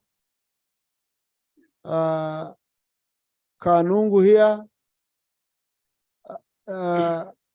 Naigaga, our champion, then Kavera Maido. Speaker is communicating. No, Namutumba, you've picked Naigaga. She should speak for Namutumba. Pachuto. Then I'm trying to, yes, Terego. Chair of the committee, I will allow you. I'll allow you. The islands are pick, yes, Migade. I pick Honorable Kaveruka here. Honorable Kaonda, don't mind. Mitoma, I'm speaking. Yes, Fox. Remricha. Bugisa, I'm picking. I'm picking Nangori. Hey. Oh, yes. Achori, I'm picking. Jonam is which area? I'm trying to speak, and Karamoja are pick Stera. Okay? Honorable colleagues, let's first speak. Sebei, you had already spoken. You know, I tried to see if there is any other MP from Sebei who is around who has not yet spoken. Yes. Yes, I'll pick first. I'll pick first. I want to get a semblance of, I want the minister to pick Honorable Okupa. Honorable colleagues, I want the minister to get a semblance of the whole country. Okay? I want to pick what I'm going to do. Listen, what I'm going to do. Each sub-region, I'm first going to pick one. Each sub-region of Uganda, I'm first picking one. So Itungo, you're going to speak for Ankore. Now, yes. Let me first speak for each sub-region. The minister gets a picture, and then I can pick you more colleagues. Honorable Itungo, 2 minutes each. Yeah, thank you, Mr. Speaker and colleagues. I want to thank the minister for the statement. I want to thank the minister for the statement. Now that I'm speaking on behalf of Ankore region, Minister, Madam's Minister, the first issue is about the connection fees you are talking about. Connection fee. You have not specified the time frame when this connection will be free. The secondly, in my constituency, sub-county, there was a project that was going on under rectification. The project was completed, but before the handover, ROA was taken to your ministry. Up to now, the project is stuck. No connection, nothing. Transformers are there, poles are there, but people are stuck with the connection. So the line is there. When I went to ROA, they told me to look for the contractor, and that's not part of ROA, so that is a very big issue. Then the last one, I have poles that were dumped in somebody's farm. The poles are there, just white elephants. No plan, nothing. The owner of the farm is now asking, what are these poles doing in the constituency? So kindly do something, because the poles are there and they are disorganizing the owner of the farm. Thank you. Thank you. Pachuto for West Nile. Thank you very much, Right Honorable Speaker. Right Honorable Speaker, I want to thank the Minister for the well summarized report, especially giving us the potential of energy in this country. Right Honorable Speaker, if I may speak for West Nile and particularly for Pakwach District. Right Honorable Speaker, the problem we have in Uganda on energy is not about generation, but it's about the transmission and distribution. We have a number of mushrooming, upcoming town boards, town councils. We have now injected money in PDM. People are producing. Very soon we shall have a lot of cassava, maize harvested. But the rural countryside, even where there is power now, you find a whole big center without power. Why? Because there are no transformer put for them to step down the power to reach the secondary seed schools that we are building, to reach the health centers, to even add value to the crops. So, Right Honorable Speaker, I am glad that the minister mentioned that the loan that we passed here last November has now matured. And how I pray that all sub-counties be connected if we are very serious about PDM. That should be fast-tracked. But finally, Right Honorable Speaker, I was at the board of Malaba just last Thursday. Right Honorable Speaker, that is our cash cow in terms of revenue mobilization. But the time that we were there, the number of minutes or hours that power went off, I could not believe it, that this country can afford to do that. Right Honorable Speaker, I pray that all the custom border posts of this country have a dedicated power line so that there is no time for delay. There is absolute 24 hours we can collect revenue to mitigate some of the challenges that we are having. I give information to my colleague, Honorable. Thank you very much for giving way. Right Honorable Speaker and the Honorable Minister, when we conducted an audit in an investigation into one of the power producers, one of the issues, Honorable Minister, you're aware of was that the production is 250 megawatts, but the consumption, we are taking 160. And because of that, the tariffs, it's one of the reasons why the tariffs are high. Secondly, your colleague, the Honorable Minister of Finance, is aware that every year we have a budget to pay for dimmed energy.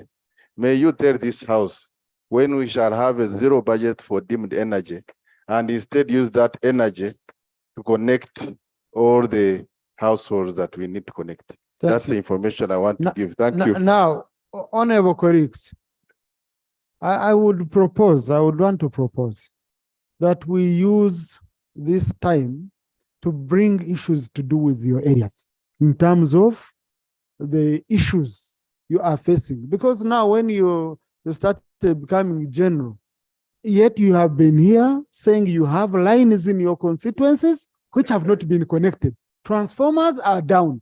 I want the minister to get the picture so that she can go back to her staff. Okay?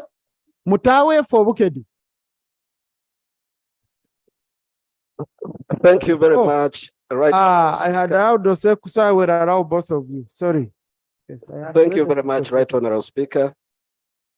Right Honorable Speaker, I want to thank the minister for the statement.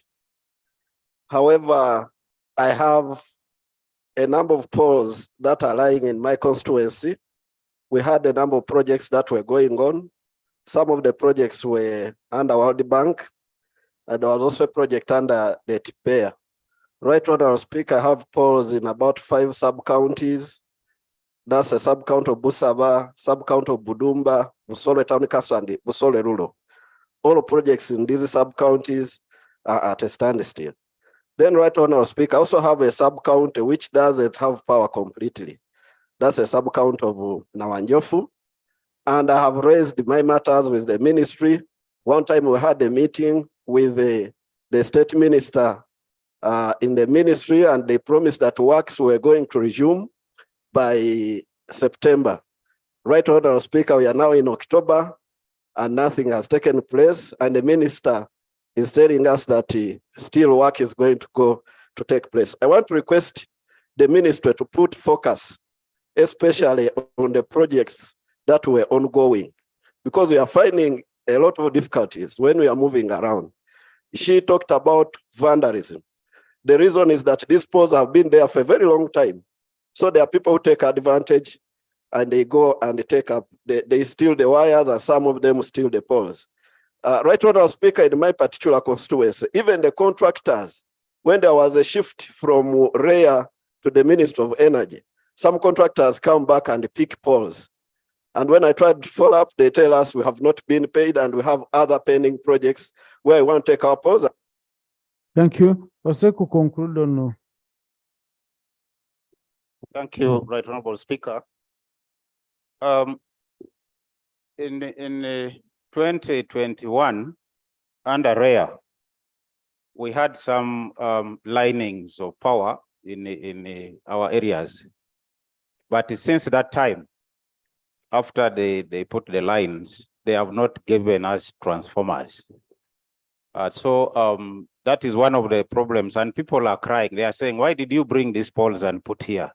Honorable Minister, there were also contracts that were given at that very time. In my constituency, for example, they allocated the 2 lines, one to connect to the sub-county, and then the other one was also allocated. The contract was given, but they only did this short one of about 1 kilometer, but the other one of 6.5 kilometers has not been done in Kibale County. I raised this issue to the Minister of State for Energy, but he was not able to respond.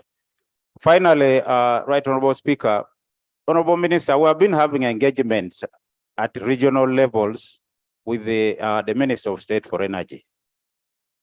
And we found that most of the things that you have planned to do are concentrated in areas where members of the Committee of Natural Resources are the only ones, the constituencies that are captured.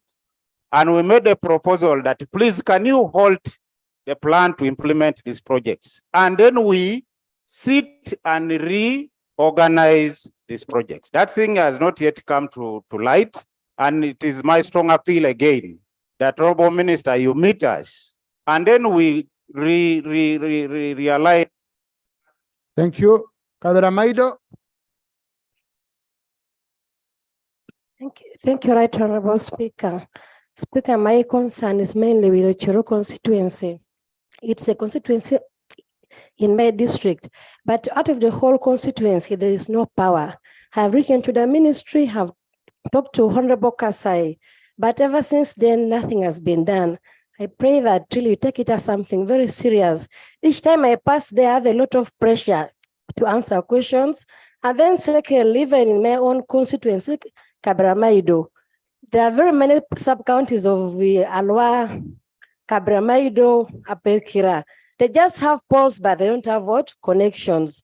And then I even look at the ministry. There are very many schools and health centers that are outside the power grid. But now you find that I've written for solars, they don't have powers. Students, okay, the P7 candidates can't read. I pray that you try to plan for those schools that are outside the what? The power grid. And then the health centers. That will go a long way in helping us.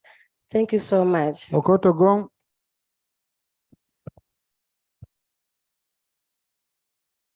Now, colleagues are here, you saying, am I picking non-members?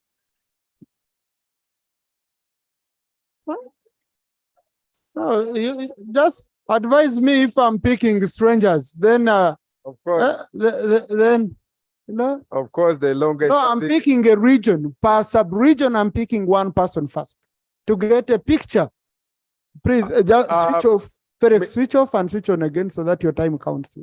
Mr. Speaker, sir, and other members, I have few issues to raise to the minister. In my constituency, we have lines that are passing over everywhere, but is non-functional. There is no power. You have not switched on power for the last 5 years. So why do you have those lines there in my constituency, and yet there's no power in them? The second point is that the intermittent power supply. We have a very big town council, which is called Dokolo Town Council. We have power twice a week. Maybe in 2 weeks, we can have power only 2 days. So I don't know why it is happening like that. So we need to connect from Lira line, not Soroti line. Connect us direct from Lira up to Dokolo, because that line is more stable. The third point is high cost of electricity. The tariff is too high. My people cannot afford. You run your factory for 1 week, you pay 20 million shillings for power alone if you're running a factory. And it is a big factory, over 100 million shillings. So that is also affecting our business. Mr. Speaker, another one is small poles, wood poles, especially in one sub-county in my district, Adeknino. The poles are very tiny. I don't think they will even last 5 years. I would prefer that you replace them with the concrete poles because that one is more stable. Again, we have many trading centers in my district. Many trading centers, the wire line is only passing them. There is no step-down transformer in those trading centers. I would like to request the minister to procure more transformers so that. Thank you. Naigaga.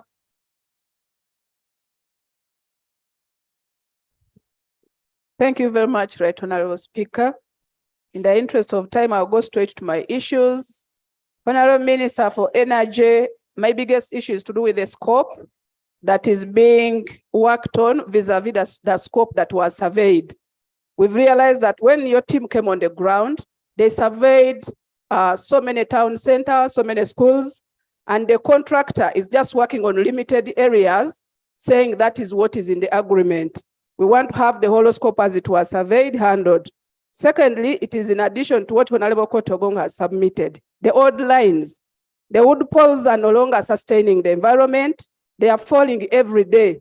And when a pole falls, Umeme takes a full month to reinstate the line.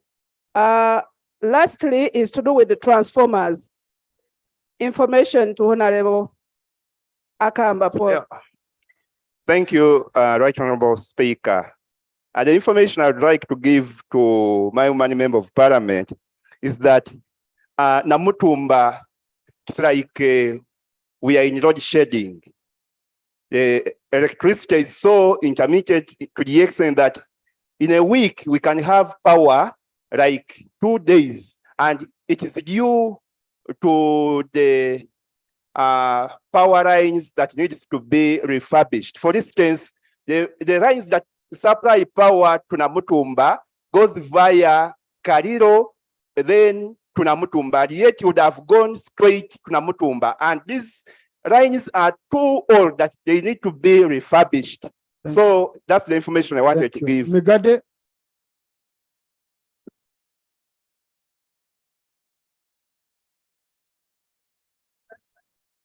Thank you very much, Right Honorable Speaker.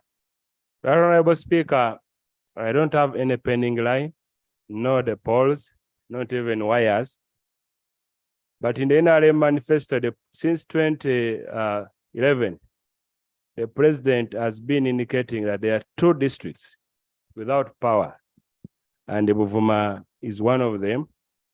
We are only separated by 1.8 kilometers, which requires marine cable from Mayuge. Yes, 1.8 kilometers. And Right Honorable Speaker, you appreciate, I was with you on the Committee of National Economy. And the minister had actually pledged that he will not bring any other loan without Buvuma. And we have approved many other loans. These loans are also paid by people from Buvuma. Of course, I'm the chair, but at times we think that those in the kitchen are also thinking about us. So my appeal is, in fact, in the statement of the minister, I saw they are projecting 100% access, but I don't see they are talking about wires, poles. I would like to see marine cable provided in that statement. And I'm sure the minister knows Buvuma very well, having been Minister of Fisheries. So this is your constituency as well as my constituency. So my appeal on Right Honorable Speaker. Thank you. That was from the islanders. No, that was specifically from the islanders. Honorable Enos for Uganda. Yes, I'm from Buganda region. Thank you so much. Thank you so much, Right Honorable Speaker. Our issue in Buganda is not so different from others. Specifically, lines that had been worked on by REA and they were incomplete at the time of closure, and up to now they have not been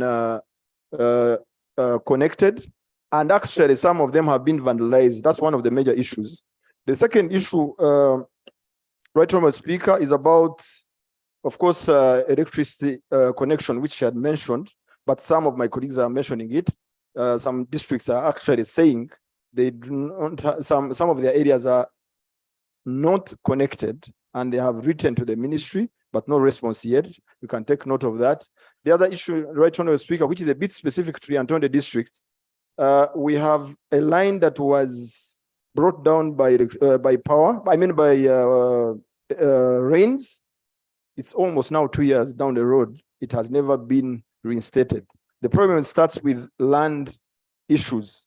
One of the farmers where the connection was going through his farm refused the reconnection. Until today, I passed on this information, of course, to the ministry. I thank you actually for the effort that you connected me with the team, but we failed. A few minutes ago, I saw the Minister of Lands here. If you can help us bring the law on the amendment on land law, because this is the only solution to this. I beg, okay, information, Right Honourable Speaker, allow me have, okay, let me start with. You can't have two information. So you have children. Thank you very much, Brother Enos, for giving way. Honourable Minister, you know what happened to the central region, and we have few members here. Right Honourable Speaker, what is happening is that the Honourable Minister of Energy has hinted about regional meetings. Other regions, you've met them, but the central region, you've not met us. If you met us, we wouldn't have brought these problems, we would have sorted them from the other meeting. Consider that meeting. Secondly, Right Honourable Minister, there are a number of lines which were completed long ago, like in Nakasonga, but also some other areas. But they are pending to be commissioned, but up to today, I've written a number of correspondences to you, nothing has happened, you are aware. Lastly, Right Honourable Prime Minister, about those lines, they are where they were supposed to have transformers of 100 kV, they put 50. At the end of the day, there was also another 1 kilometer radius was also not considered. We wanted your team to come and say exactly ascertain what is happening. Your team has not come. Lastly, compensation. Where your trees were cut, people have not been compensated every time they come to our offices for compensation. My humble appeal, our humble appeal, let those people be considered for compensation. I beg to submit. Stera for Karamoja.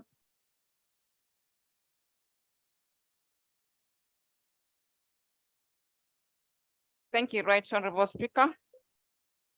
Honourable Minister, there is non-stability of electricity in Moroto district. Reason is due to breakdowns. In fact, electricity in Moroto is used for lighting houses. It comes only in the evening, and in the morning it's shut down. And the reason they give is they are working on the lines. So electricity in Moroto is only used for lighting houses, but not boosting the economy. Now, electricity is not supposed to be used for only lighting houses, but it should help Ugandans to boost their economy. It should run workshops. It should run other things like businesses other than lighting. Honorable Minister, yes, there are lines running across in Moroto district, but people are not able to tap it because of lack of transformers. You'd find a line running over 7 kilometers or 10 kilometers without a transformer in between. And in between that, there are institutions like schools. I thought when we were connecting those lines, the institutions would have been the first priority to get connected. And hence, these institutions actually bring the burden back to us members of parliament by asking us to give them solars in order to make these students study. Right Honourable Speaker, I wish you take that into consideration such that these institutions are taken as a priority, including the community members that are living across the stretch of around 10 kilometers, 7 kilometers without power. There are many applications. Let's take an example if you have been in Moroto. From Nadunget, the airfield, up to beyond Hotel Africana, there is no transformer there. It is only Hotel Africana. Tochi for Achori.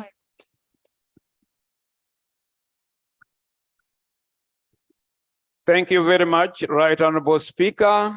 Right Honourable Speaker, I thank the Minister for bringing the statement. Right Honourable Speaker, each time a government official from the President downwards speaks about electricity in this country, the entire population is appreciative. Why? Because we are told we are generating a lot. In Tochi and Omoro districts, we have poles lined up towards every sub-county. And when the pronouncement was made in 2017 that every sub-county will receive electricity, the Ministry of Education took on that and supplied secondary schools with computers with the hope that those would be used to promote science education. I tell you, up to tomorrow, these computers are not being used. So what is the use? Electricity is a pull factor, right, Honorable Speaker. In the general Gulu city area, a number of industries have been shut down because of electricity. Today it is there, tomorrow it is not there.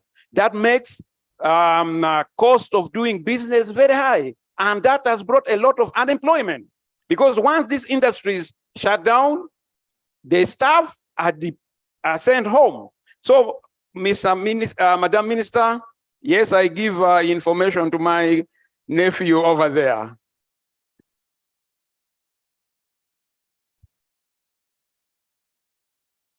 Thank you for giving way for information. Right Honorable Speaker, the issues in Omoro are huge, especially around power. We have a whole sub-county that has not even a single pole. That's all for your sub-county. Secondly, we have issues to do with those who have investments that need a lot of power. There are those who are setting up radio stations. They've had to shut them down until power stabilizes. When a pole is cut down or it is damaged, it's down for almost a week or two, so no power. So it's a cross-cutting issue. I want to just give my colleague that information. Thank you very much. Chair Kigezi Parliamentary Group. Colleagues, I'm picking one per region. Thank you, Right Honorable Speaker. Right Honorable Speaker, I want to thank the Minister for the report. And I want to say that Kigezi is a unique region, Mr. Speaker. Honorable Matia Kaseja has been telling us here how to get revenue, and Kigezi is well known for tourism, but tourism is suffering a great deal because of lack of power. Mr. Speaker, if we could improve tourism areas, we put power there, then we would get more money in terms of non-tax revenue, which would supplement these other gaps that we're talking about. Mr. Speaker, the whole of Guinea, which is supplying 65% of tourism revenue, has no power. Mpungu sub-county, Mr. Speaker, the president opened a tea factory. There is no power. And at the same time, it is a briefing area for the tourists. The camps are there in the darkness. So how are we synchronizing tourism to boost investment and economy of this country? Mr. Speaker, the issue of SMEs, we want the minister to elaborate to his parliament. How are the SMEs planned to benefit this country if the factories are suffering without any power? Mr. Speaker, about the connections. Mr. Speaker, we have investment through Islamic Development Bank, which was 2017-2018. We have ADB, which is 2017-2019. We have World Bank. All those had a component of connection of houses and other institutions. Nothing has taken place. What happened? Yet we spent that money. What happened? Thank you. Kagwera Fotoro. Thank you, Right Honorable Speaker. One is to appreciate the Honorable Minister. He's one of those energetic ministers and very listening. But at the same time, Right Honorable Speaker, the issue of commissioning is very important. We cannot afford having alarms from where we don't have electricity at all, and even where we have invested money in the names of poles and wires. So let us prioritize, Honorable Minister. When you go to Kabarole, you find literally all the sub-counties, save two, Harugongo and Karangura. The rest are a bit connected, but no power. connected, but no power. So Honorable Minister, prioritize two things: commissioning and those areas that do not have electricity at all, so that they don't remain hopeless. The other issue, Honorable Speaker, is about the surveys. Before the merger, REA had made a lot of surveys, but I'm surprised that we are repeating the same surveys.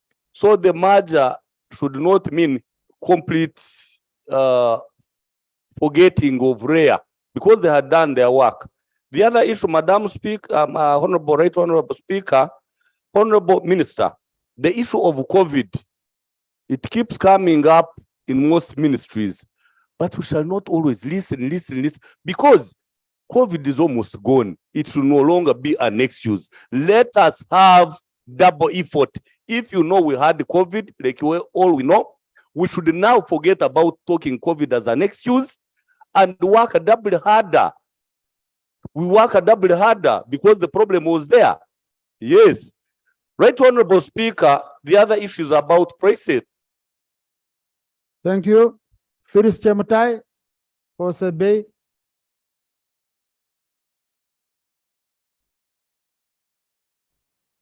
Thank you, Right Honorable Speaker. I would like to thank the Minister for the report given. As for us in Sebei region, we have the main grid crossing through the 3 districts. That is from Kapchorwa through Kwen to Bukwa districts. But our main problem is extension of power to other areas from the main grid. We need transformers and more poles so as to reach all the sub-counties of Sebei. We are blessed that in Sebei, we have a mini hydro electric station. That one there. We have that one, and yet our people have not accessed that power. The power is produced from River Seat, which is lying between Bukwa and Kwen. At first, we thought that that was a time that all our people would now access electricity. But what they did, what the minister did, was to connect it to the main grid. So we have no power right now in all the 3 districts. When you look at the line from Kapchora town to Teriet High Altitude Training Center, the line is there. It is a main grid. The line is there, but we need transformers so that it can be utilized. Yeah. Thank you. Information, please. No. Thank you, Right Honorable Speaker. Right Honorable Speaker, the information I just want to add, there are some areas, Right Honorable Speaker, that has been surveyed by REA. We have areas of Kobil in Kawa sub-county, then Kabeywa, Chema, that have not got power, but it has been surveyed under REA. So what I would request, Right Honorable Speaker, is the minister should follow up what was surveyed early. Thank you. Thank you. Yeah, thank you. So wait for Renzori. Thank you, Right Honorable Speaker. Right Honorable Speaker, for Renzori, particularly in my constituency, Right Honorable Speaker, I have 5 main power plants. Unfortunately, Right Honorable Speaker, 70% of my constituency is not connected, has no access to electricity, yet we are the producers of electricity. The other issue, Right Honorable Speaker, is the issue of compensation, where the major lines passed, the people were supposed to be compensated. But for 3 years now, people are still struggling. They have not yet been compensated. I would want to ask the minister to look into the matter of compensation, because the people who ought to be compensated, some of them are even thinking of vandalizing some of the poles and even the wires that are already on the poles. Thank you. Information from my woman MP, Honorable Right Speaker. Thank you, my brother. Thank you, Right Honorable Speaker. Honorable Minister, your ministry negotiated with Kilembe Rural Electrification to use its line to evacuate power from Rubidiha and Nyamugasana to take it to Mubuku substation. But you agreed that since you have used their line, you are going to pay some funds, around 5.9 billion. You have not paid this money. This has affected the operation of Kilembe Rural Electrification, that now there is a lot of load shedding. People are no longer doing their businesses as usual. I pray that you pay this money to Kilembe Rural Electrification so that business can run as normal. Thank you so much. Thank you. I hope Honorable Mujungu, you've been covered, because Honorable Mujungu is a former manager of Kilembe Investment, which was covered. No, colleagues. Let's follow the rules the way we said them. I go to Bugisu, Honorable Nangori. I'm picking one person per sub-region. Those will be 18 to get a picture of the whole country. Thank you so much, Mr. Speaker. Mr. Speaker, I wanted to give some clarification to the minister that last week for about 2 days, I moved around with the Committee on Presidential Affairs, Committee on Budget, and we visited one of the power stations in Padero, that is Achua. The problem we confirmed and we discovered there is that the contractor has done its work. Actually, power is ready to be produced, but the challenge is with UETCL. They have not worked on the transmission lines for the last 2 years. Power was ready 2 years ago to be produced and evacuated, but the challenge is on the side of government. And when you look at the 2 power stations, that's 1 and 2, they are supposed to produce around 85 megawatts. But out of 85 megawatts, simply because they have put a temporary line with wooden poles, they are able to evacuate only 9 megawatts out of 85. And yet government is paying as per the contract of 85 what? Megawatts. So we have a very big challenge, Honorable Minister. You need to go on the ground. I don't know whether your technical team, when they come out of the field, they give you these reports so that you are able to make a follow-up. So I'm going to give you my human MP. So back at Bugisu, in Bulambuli, we have about 5 sub-counties in my constituency that were once on the network. The poles got rotten, the transformers were broken down, they are no longer working for the last 10 years. It only worked when Irene Mulon was the Minister for Energy. I've written letters to Minister of Energy. Thank you. Nowhere in Fobunyoro, nowhere in Xembo, Fobunyoro. Thank you, Right Honorable Speaker, for the opportunity. I'll go straight to my issues. My main concern is on the projects that have remained incomplete that were started with REA, but particularly I am interested to get an update from the minister on the project codenamed ERT3, Electricity for Rural Transformation, that was being funded by World Bank, because we are informed the project period expired. There were project affected persons due for compensation. It started, it was not completed. In my district, Right Honorable Speaker, this project was launched in 2020, August. And I know it is affecting many districts here. So we want to know what are the plans for having this project completed so that the people get the electricity they desire. Thank you. Woman MP Mubende for Greater Mubende, because in Uganda we have 3. We have Greater Mubende, we have Greater Mpigi, and then Greater Mukono and Central. Thank you very much, Right Honorable Speaker. I want to thank the Honorable Minister for the report, but we have a few challenges. I'm going to speak on behalf of Greater Mubende, like you've said, Right Honorable Speaker. In Mubende, we also have poles and wires that run around but do not have power. So whenever we pass by, our people tell us that, what are these poles for? That is one. We have an example in Gomero in June sub-county that needs to be connected. Then, Right Honorable Speaker, we have machines that were given out by His Excellency the President to the youth. Those are maize milling machines, but they cannot be put to use just because they do not have electric power. And these machines were given out in 2016. So it is such a long time that we have these machines. Could be they were procured on loans, but they are not put in use. Other machines are coffee machines. An example is in Kasambia, a constituency led by Honorable Kavanda David. The other issue, Right Honorable Speaker, is a parish called Kanyogoga, which I know that the Honorable Minister, Honorable Nankabira, very well knows, because we passed through it when we were moving with the President during the trek. And the President again emphasized that they should be given power. Right Honorable Speaker, we have issues of free connections.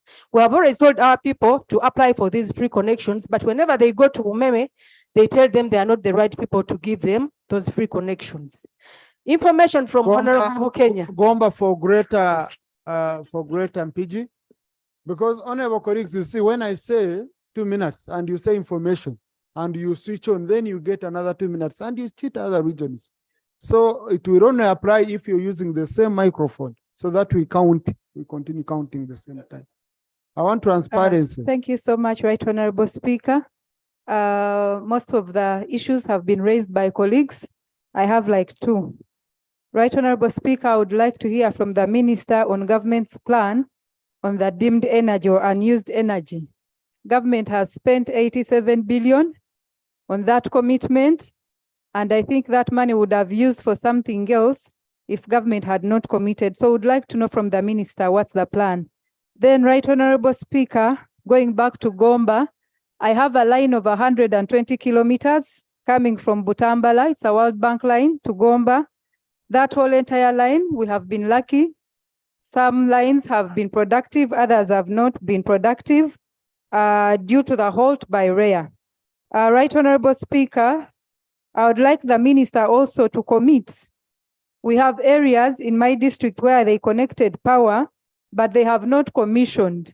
So what is happening? The locals are taking it upon themselves to connect themselves now.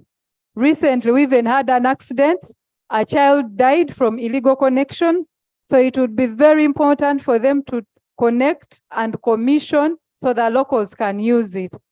Information to Otara, Chairman Otara.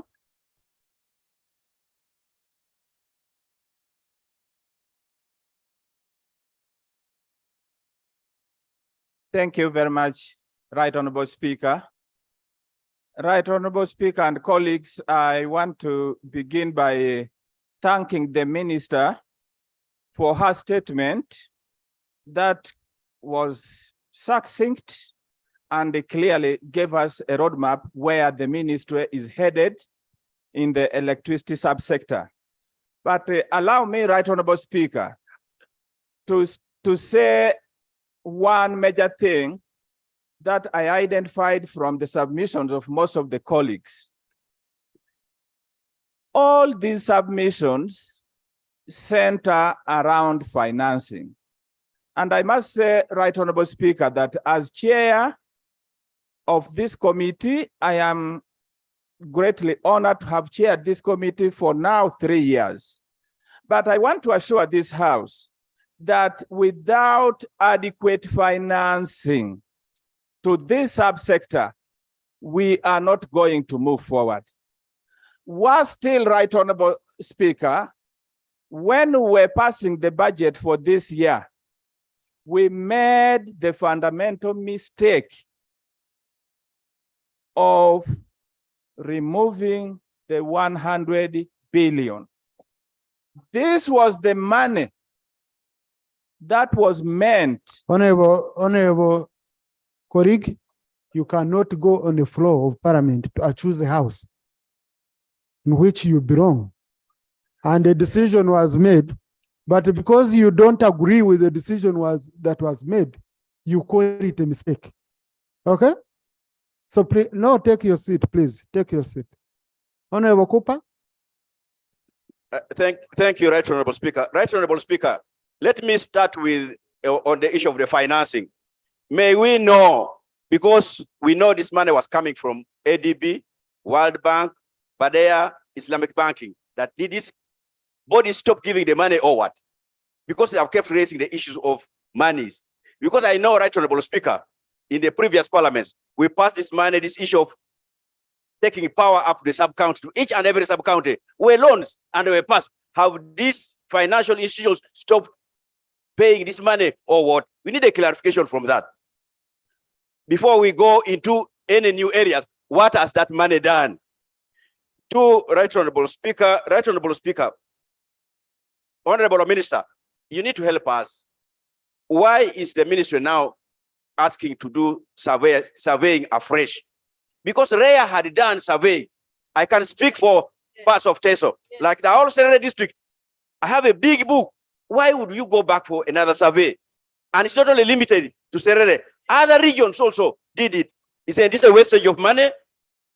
3, the areas where power was supposed to be taken, power, we are seeing the lines, but the contractors have not connected to all the institutions. Well, they have mentioned here the issue of schools. That's the issue of health center. 3 is health center force. Ministry of Health, the government has provided equipment which is supposed to use electricity, but they are lying there. They are now, people are stealing this equipment. In the end. Thank you.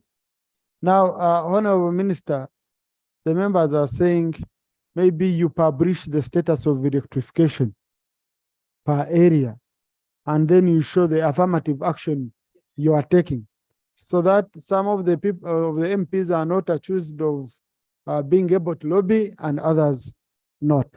But honorable colleagues, there is advice I want to give you. Even when you disagree with the decision of the House, there is a better way to bring it. Okay? There is a better way. The minister was cheering you, but when she disagrees with the decision of cabinet, she cannot come here to complain about cabinet. Corrective responsibility. That's number 1. Because some of us, we are going to try to appear like we did better, others failed us. No. Number 2, of course, the honorable minister knows, and I'm sure, and I had raised it with her, and I'm sure she's going to work on it, and Chair should take it up. Some of us have concern over loans which we supported strongly, but the performance has been bad. I remember Tibea. Remember how we suffered with Tibea? And the president moved around the whole country. We were going into elections saying this is sorted. Maybe if parliament fails me, parliament, we did our work. Some people want us here told us that we doubt. We went ahead, we did our work. Up to now, we don't even get an update. What we get is a request for new financing. So, Chair, I assign you as a committee. Look through the loans which we gave the ministry. Huh? Okay? How they are performing. And you report back to this House in 2 weeks' time. As the chair. And then you understand the concerns of this House. Okay? I know right, Honorable Nankabira has tried her level best, she's moving up and down, but she needs our support also in terms of doing oversight, like she said. Tell me what's happening in your constituency. There are some areas, colleagues, which I was following up in my area. In the system, they are marked as completed. In the system of REA, they say we did the rain here. On ground, 0. Even a pole has never been put there. Okay? So now, to a minister will receive a report from technical people.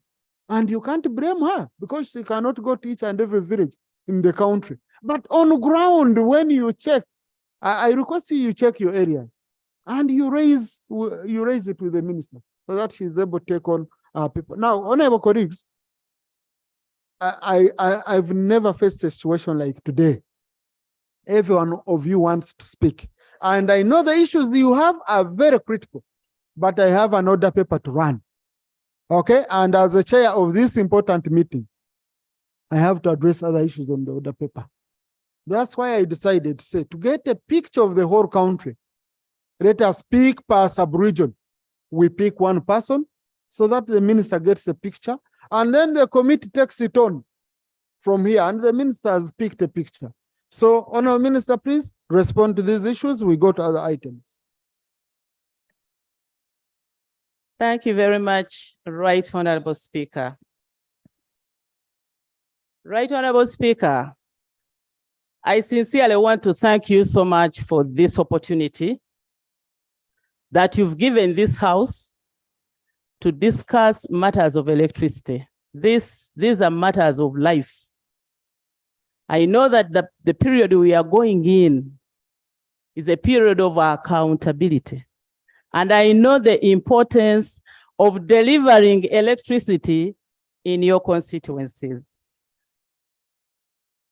Let me promise that where the issues that have been raised are of technical nature, I am going to sit with my technical people to produce a response to the technical issues. Secondly, I have captured issues that are almost similar in the constituencies. One, the issue of sub-counties which are not yet connected. 433 sub-counties are in my report, and I promise that that is going to be a priority. I have captured the issue of a few districts that are not yet connected. Buvuma, and I think Terego or Maracha. Terego. And we are working on extension of power to the districts that do not have power, because that's a policy that government took. Connection to the district, from the district to sub-counties, from sub-counties to the parishes that host value addition infrastructure, social infrastructure like schools and health centers. Otherwise, connecting to village, we are not yet there, honorable colleagues. But we will pick on parishes that host those infrastructures. So I have captured that. I have captured the issue of the surveys that ROEA did. Why is it that we are repeating? First of all, we have to appreciate why do we do surveys. We do surveys to get the RAPs, project affected people, to what extent are we going to compensate? When you do surveys and you take years without implementation, new developments have taken place. If you go by the old surveys, you will run short of monies to compensate people. You do surveys and implement. But when you take time, a school has come up, you didn't capture it. But this doesn't mean that all the surveys that were done, that they are new developments. I'll take this to my people and we really look through. Where we need to do survey again, we will do survey again. But I know that the surveys must be done and then you implement quickly. Otherwise, Ugandans are developing. Just give me time, because I'm trying to summarize the issues that how I captured them. The other thing is that the poles that are lying down, leave alone those which are up with lines, but no power. But there are those which were dumped. Colleagues, those who were around during the time of REA, you know very well how we used to go and bench people at Kamocha and plead for polls, at least drop polls, so that people know that power is coming without plan. Let me say the truth here. But now, Honourable Minister, now we are saying raise the polls. Now I am inheriting this. because I cannot stand up and say these poles were dumped without plan. I am inheriting and I am trying to implement, okay? So what happened during RARE made RARE to be mainstreamed in the ministry. Some little tiny trees, poles that were procured. Transformers that burst all the time. And you know that the officers that were responsible were investigated. And you know how it ended. So I am now grappling with all these problems, lines that started in 2016, 2017, and I'm telling you that we cannot tantalize people. Tantalize. You put poles, but again, Uganda removes them because they were not distributed on plan. No, we have to make sure that those lines are done. Hold on, please. There are pole lines which are completed. You are waiting for commissioning. Commissioning is not done. There are two types of commissions that we do. The first one is the technical commission. We do this with the contractor. You never know. A transformer was vandalized, oil was removed. When you go and just commission without doing a technical commissioning, lines will burst. So sometimes we delay to commission, to do the political commissioning, because the technical commissioning has not been done.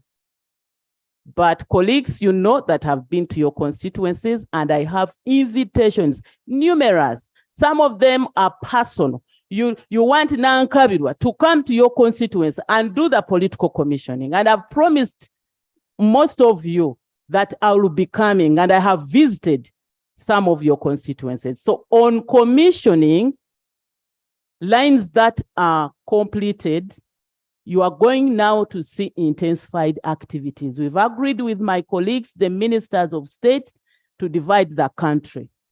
I take this direction, they take this direction, and we commission. Otherwise, we can no longer hold the pressure from the constituencies for commissioning. Honorable Minister, if you could take the route of seed schools.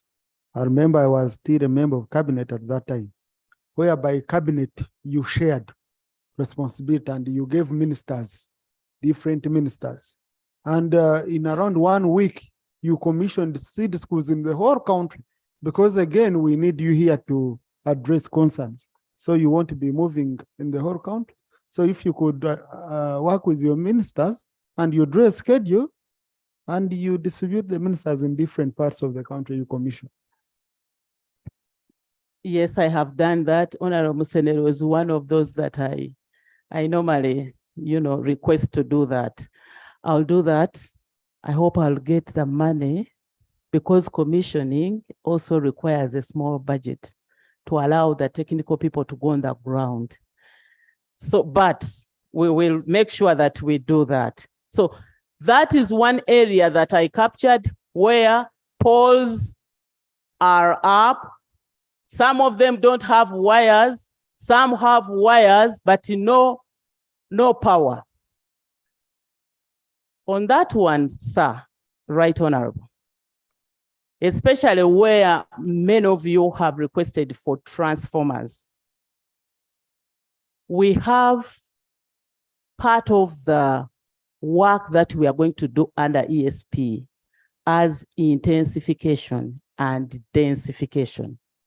Intensification means that there are those lines which were done when the population was small. Now there are many more people that have come up who need consumption. That means that the low capacity transformer that we gave in the first place can no longer hold the demand. So under intensification, we are going to remove the small transformers, take them to the small populations, and put a bigger transformer for that place. That is what we call under ESP intensification.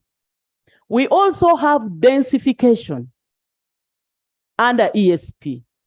Densification is going to take care of pertinentable lines, small lines that were left out. A line connecting to a seed school, a line connecting to a maize mill, a line within that area. That is now what we called densification.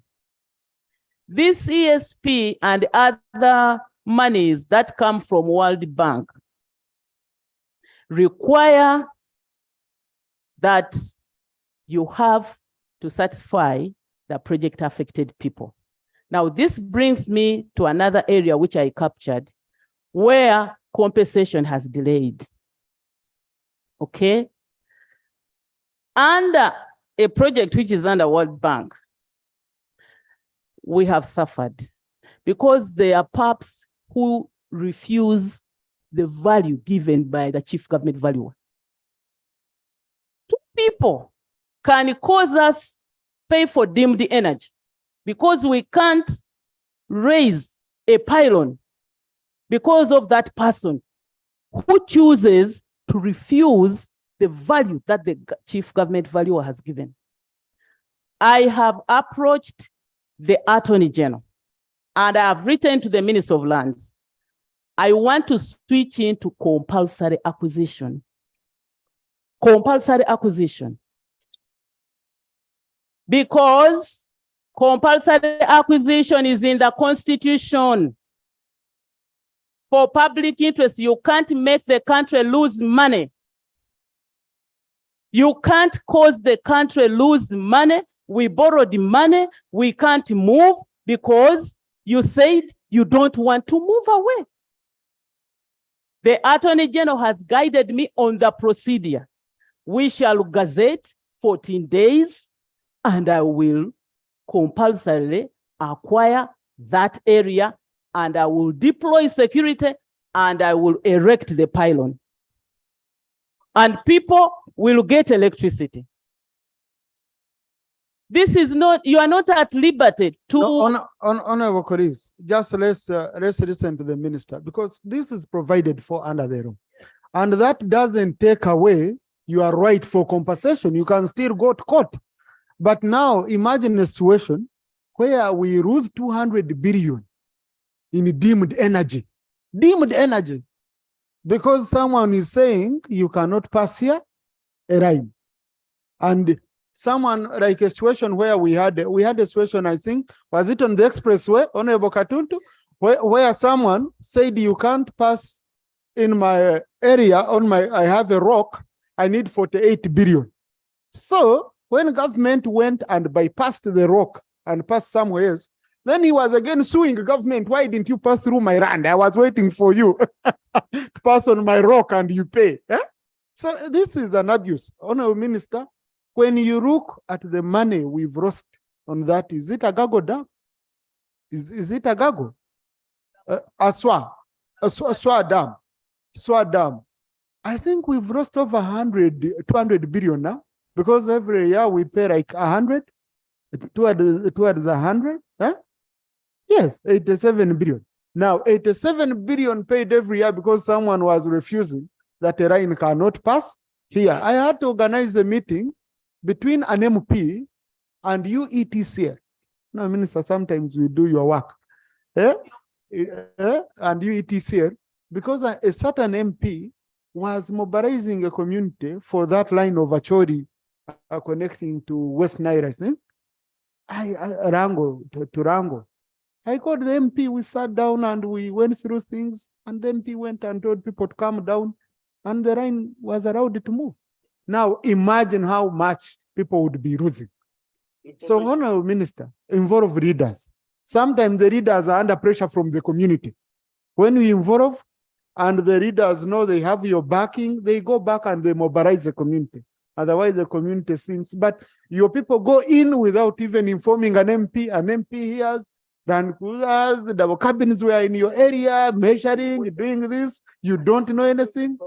He says, no, I'm not part of them. Okay, so let's take that route, but we ensure we help our people. Thank you, Right Honorable Speaker. We have tried to involve leaders And I want to appreciate the MPs who helped me, especially on the area of Noya, where Honorable Okeris, together with the MPs from West Nile, went and negotiated with the PAP. And Honorable And Awan. oh, yes. Yeah, Awan. Yes, Honorable Awan. I want to appreciate him. Worked with our elder Lokeris, and is the one leading us on negotiations. In Tororo, I worked with the Kanya, Honorable Kanya, and Honorable my chair. We also had an issue of PAP. Right, Honorable Speaker, I am a student conflict management. I always involve people and we end up solving the conflicts. But there are those stubborn ones who will push me to go into compulsory acquisition. I'm going to summarize. On the issue of intermittent power or power outages, this has come up, okay? Sometimes it is different factors that cause power outages. But like Honorable Katesh mentioned, I think it was Honorable Katesh, some of the lines need refurbishing. And we have started. We have changed some old poles, for example, Soroti from Opio up to Mbale, up to Tororo. That line is now metallic. I'm just remaining with Tororo Mbale. It's a small stretch, which we are also going to upgrade. We are doing the upgrading to reduce on intermittent power. On the tariff, what can I say? I am under instruction by the president to make sure that the tariff goes down, especially for industries. But you know the factors that contribute to the high tariff. If you don't invest in money, especially in generation, you will raise the tariff by 60%. That's why we keep on saying that when we finally commission Karuma, the 600 megawatts will be sold at 4.7 kilowatt hour per unit. Then Naruba and Chira, where ESCOM concession ended and it is UEGL now managing, that 380 megawatts will be sold at 1.2. When you take the generation mix, the two sources will reduce the tariff. That's why we're yearning to commission Karuma. But generation contributes 60%. If you use borrowed money, then power will be expensive. The other thing that will reduce on the tariff is to increase, is to improve on the conductors that we use so that we reduce on the power loss. When you lose power, then you pay for nothing. Then the tariff will remain high because we have to sustain the sector. So many of you are concerned about the tariff. I am equally concerned, and we hope that one day we shall see the tariff getting managed. I want to conclude, Right Honorable, by first of all, by thanking those MPs who have written to me, and I'm one person who normally respond. And I always tell you what we are going to do. And I've promised you that I have my hopes in the electricity access scalar project. Oh, the free connection. Free connection is very important. Let me mention something. We started free connection the time when we were going for elections. They are the elections. Free connection is in quotes. It's not free. Government has to get money to buy the connection materials. You need the meters, you need. So the budget went up and the Umeme was demanding for money. This free connection was free to the recipient, but not free for government. So this time around under ESP, we have included it because you passed the loan. Effectiveness started on 20th July. We are almost done with the scoping. That's why I've been encouraging colleagues to check on us to make sure that we have included priority, lines that you submitted to us. So the free connection policy is now going to be reinstated with the ESP. This is very important. Thank you. But, Right Honorable Speaker, we negotiated with UDB. They gave us a loan. This was championed by ERA, which is helping people to pay less money. Those who do not need a pole, we call them no pole connection. If you have a pole already near your house, we are connecting you for 200,000 shillings cash instead of 750 that had been paid. This is being implemented. But our people from Umeme were misinforming the community by demanding for sureties, titles. I involved the error, and this has been rectified. You don't have to pay any surety. So that connection has been made simplified by people paying only 200,000 cash, and then 270. That will be a loan to be paid within 8 years. So as these other projects come on board, there is also that one which is going to see more connection being done. Right, Honorable Speaker, there are other questions of technical nature, which I'm going to go through with my technical people, and I will provide the answers. Thank you so much for the opportunity. Now, Honorable Minister, as you go down, sit down, you have missed several deadlines for connecting West Nile to the national grid. I remember even in June, you missed another one. And all of us West Nile leaders are always in our offices. You know, when are you connecting West Nile to the national grid, and what is the problem for extending the deadlines, extending? How I wish that I get access to what I want to be able to connect West Nile. How I wish. First of all, my apologies for the many deadlines that I give. These are not deadlines that come from my head. When I visit, for example, Nyagak 3, I've gone there 4 times. And I am told that by June we will be done. The 6.5 megawatts will be done. And they require 28 billion shillings. And the president directs someone to provide the 28 billion. And I jump and say, we are going to get the money.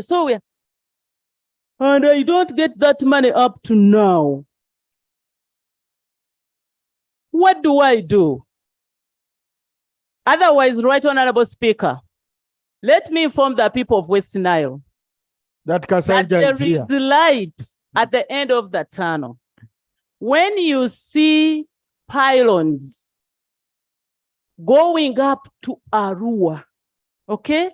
And you see Arua substation getting completed, Nebi substation getting completed, and you see a line from Oluyo taking power to West Nile, there is light at the end of the tunnel. We've come from far. Yeah, because Honorable Minister, beyond Nyagak, we have electricity that is redundant. That is Oluyo, sir. Yes. So when are we moving on that? But I'm working, as if that you have money for it. I am working on the infrastructure that transports electricity.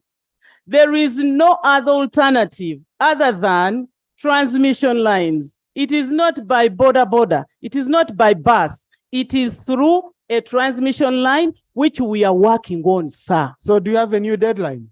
I am not going to give a deadline now. No, colleagues, let's move. Next item. Item 36, statement on the financing for the higher education students financing board. Yes, after that, then the Minister for Finance will give us an update on South Sudan. I wanted financing for higher education loan scheme to be tabled when he's still here. Honorable Minister for Education.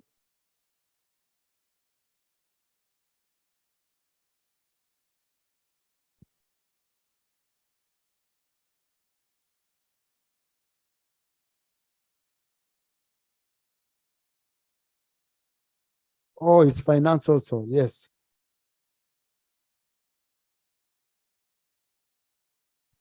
Right Honorable, thank you very much. This is the Minister of Finance Business, and the minister is on his way. Thank you. Minister, you can use mine. Okay? Can use my copy.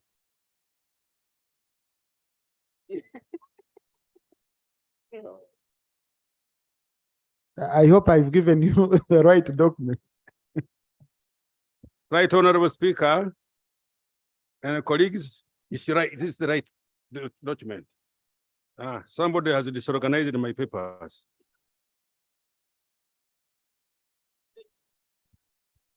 Right Honorable Speaker and honorable members, the statement on higher education students financing board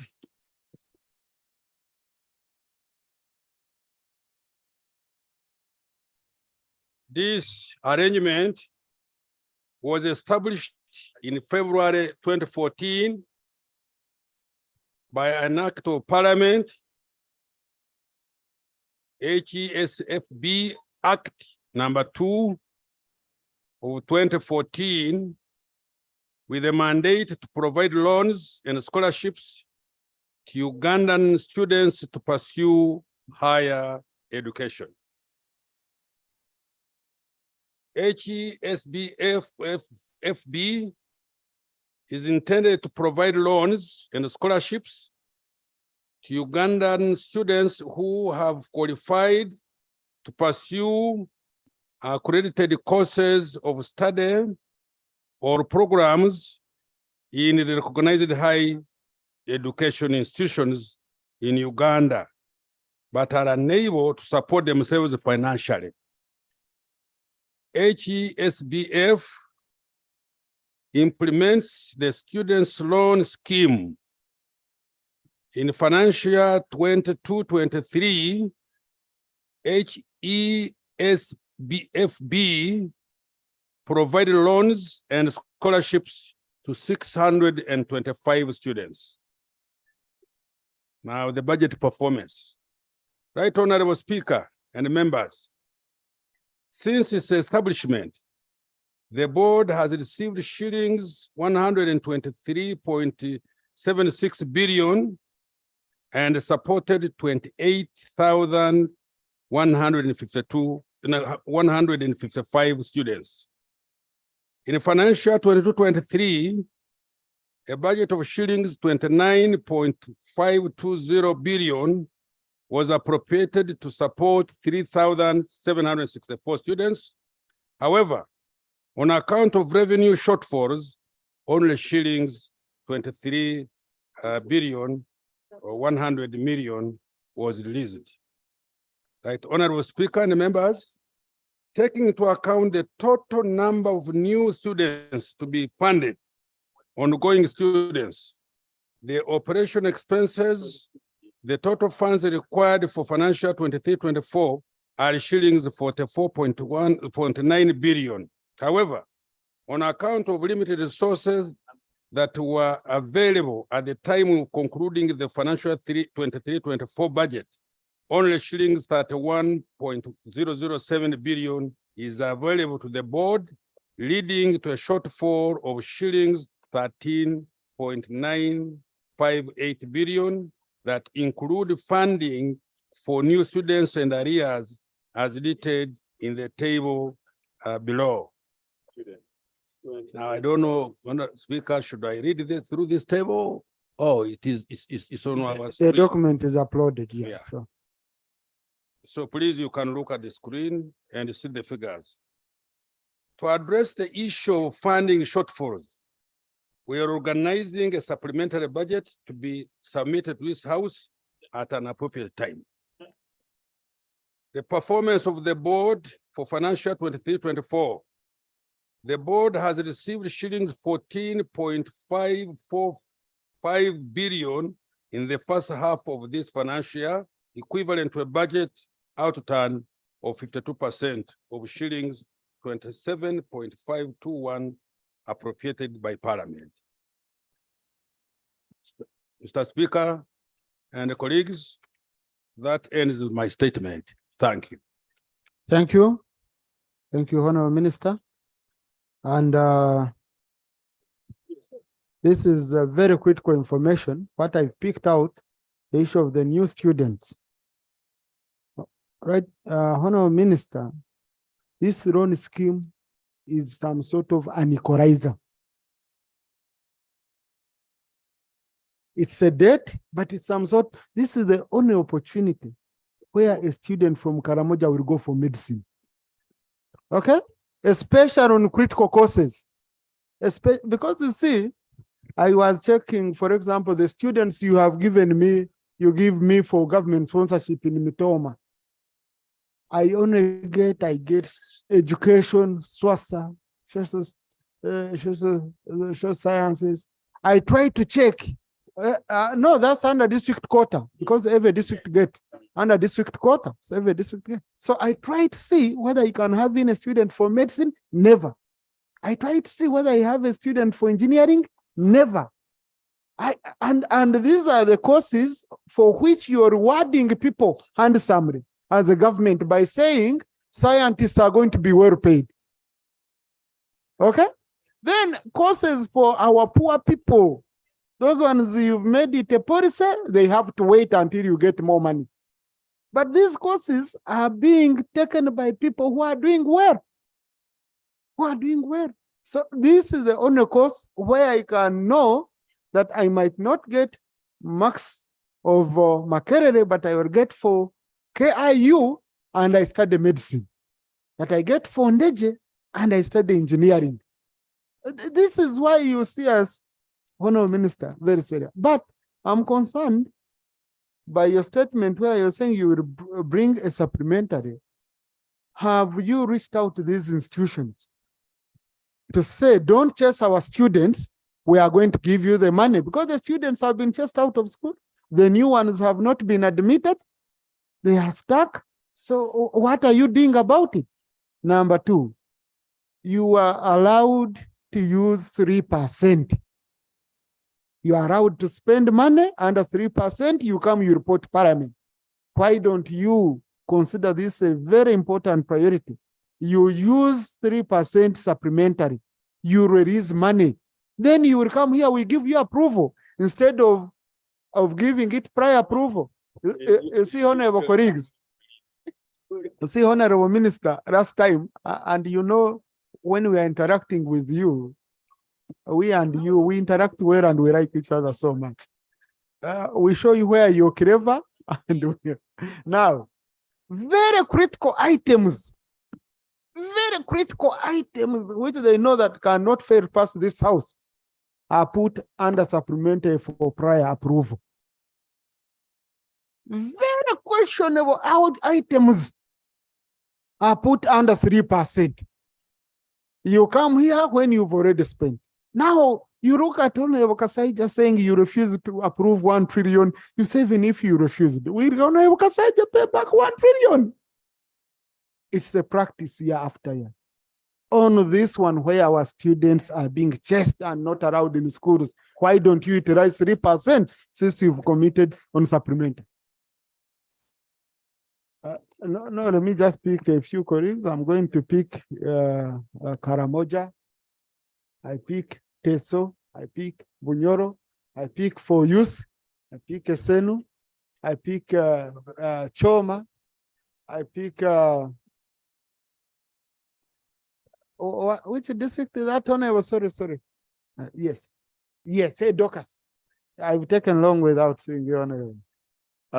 I'll pick no, those ones whom I had already picked today. You know my policy. No. Wait a bit. Yeah, wait a bit. Oh, I pick Honorable Kanwaja. I pick Remucha. I pick Terego. I'll pick no. I'll pick Bungoko. I pick Sebei. I pick Katuntu. I pick Jonam. I pick Elango. Pick Bukedi. I pick Babare. I pick Dr. Pio. I pick you. I'm going to pick your neighbor colleagues. We do quickly. Thank you, Right Honorable Speaker. Right, Honorable Speaker, I want to appreciate your statements to this House today with regard to this higher education scholarship fund. And it's not the first time you have mentioned this, even on national television, about the idea of revising even admission to some of these universities, because it rewards those who are better off, those who have paid their children in better university, in better schools. But for people from largely from the rural areas who struggle there, it's a task of work. I want to attest to you and to this House, Mr. Speaker, that last year, when this scheme was running, it was able to support 65 students from Karamoja. A number of them are doing medicine in Imbara University, in Bushenyi campus, and a good number are doing IT here in Eastbat University along that road from Lugogo. It is a Lugogo bypass. It is really, as you said, an equalizer for many parts. And when they invited me, the chancellor there invited me, and I found that our colleagues here, you are also people there, I found that there were a number of students from Asholi, from deep in Kisoro, who were there. And I said, hey, this is great. Because this thing is helping, because for you to qualify, it's just enough to be admitted to a recognized institution of higher learning. And then you get the fund. Let's put affirmative action on this initiative, honorable members. It is helping a lot of young people from across, and young boys and girls from across the country. Number two, Mr. Speaker, is that today is October. Those children had got admissions. What are we going to do? Because not many universities take children in January, because they will have to start in January. Can we understand the numbers that will be? Should we go out immediately and inform our young people that there is a window of opening?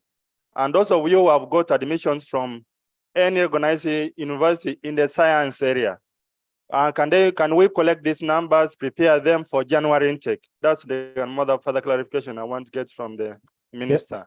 Thank you. Thank you. Yes, Kumi. Thank you.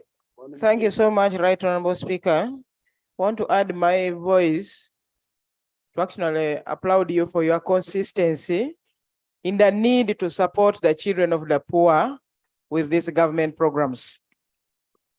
Mr. Speaker, the first question, I think as a government, we need to make a follow-up of even the graduates that have been supported by the loan scheme. This is a loan scheme where government is supposed to recover some money. But what effort do we put in place to follow up those who qualify and they need the jobs? They need the jobs so that we can recover the what? The money. I think as Parliament, we need to be updated on such progress. Number two, Mr. Speaker, when the minister tells us that the budget is 44.9 billion, but only 31.007 has been made available. I thought because we know that education is the foundation and the background and a backbone to development of Uganda. This is a priority. Why would the ministry really provide the 31 billion and leave out the rest? I thought all these 44.9 billion would have been provided to support this scheme. And finally, the supplementary, the minister says that it will be brought here at an appropriate time. That is being open. This is being open. We know the schedules of the admissions in the universities, time for graduation and everything.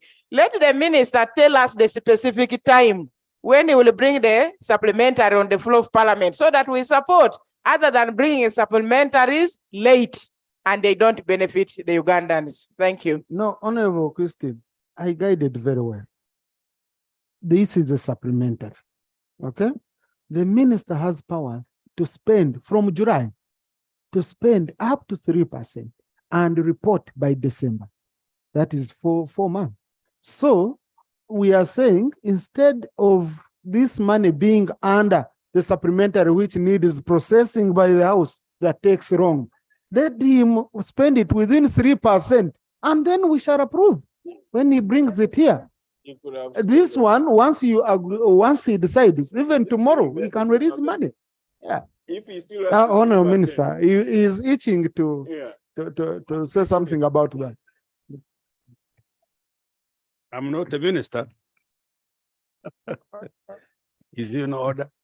Not in order. Colleagues, this is a serious matter which cannot wait until you approve the 3%. The good thing the law allows me to spend, and then I come on the 3%, then I come and explain to Parliament to approve my expenditure. Therefore, we shall do what is necessary. Listen, please, come on. We shall do, or we shall provide under the 3% as per law. Thank you. Honorable, we miss you. You should always come very often, yeah? Because you solve very many problems. Now, honorable colleagues, I don't know what we contribute when he has provided money. Eh? Because we have other critical items. Apart from going on the Hansard. Huh? I just 1 minute.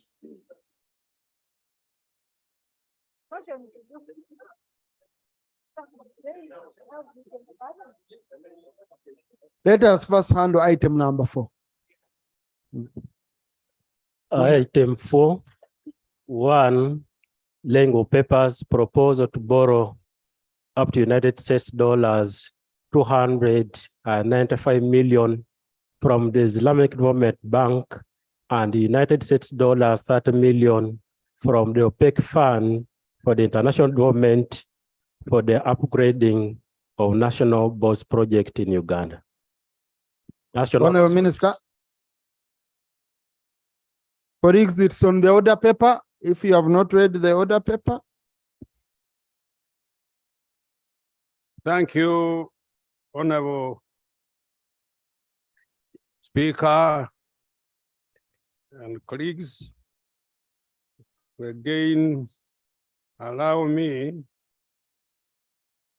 to propose to borrow up to United States dollars 295 million from the Islamic Development Bank and the United States dollars 30 million from the OPEC Fund for the International Development for the upgrading of national roads projects in Uganda.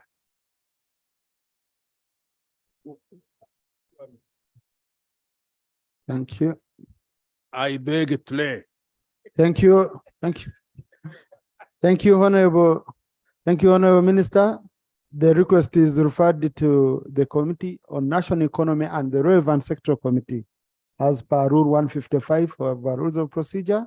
And please report back within time. Within time. And Honorable colleague, this business of saying we've delayed reporting back because of benchmarking and all that, please, within time. Thank you. Item 4.2, Lengo Papers proposal to borrow up to USD 325 million and receive a grant of up to SDR 19.5 million, equivalent to US dollars 25 million from the International Development Association of the World Bank Group to finance the Uganda Climate Smart Agricultural Transformation Project. Right, Honorable Speaker. Switch on, Honorable Minister.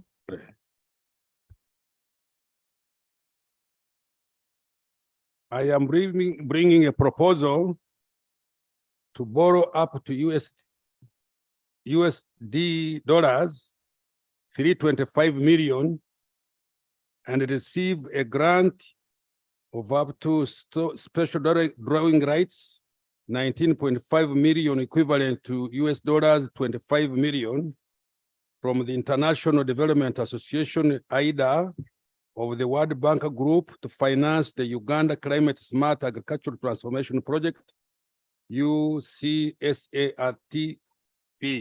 I wish to lay.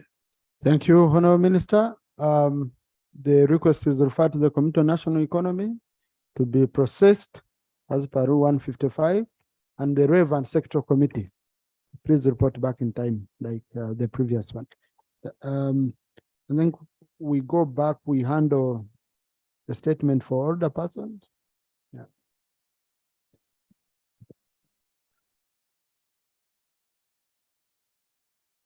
Item. Just wait a bit, Honorable Kupa, you had a clarification.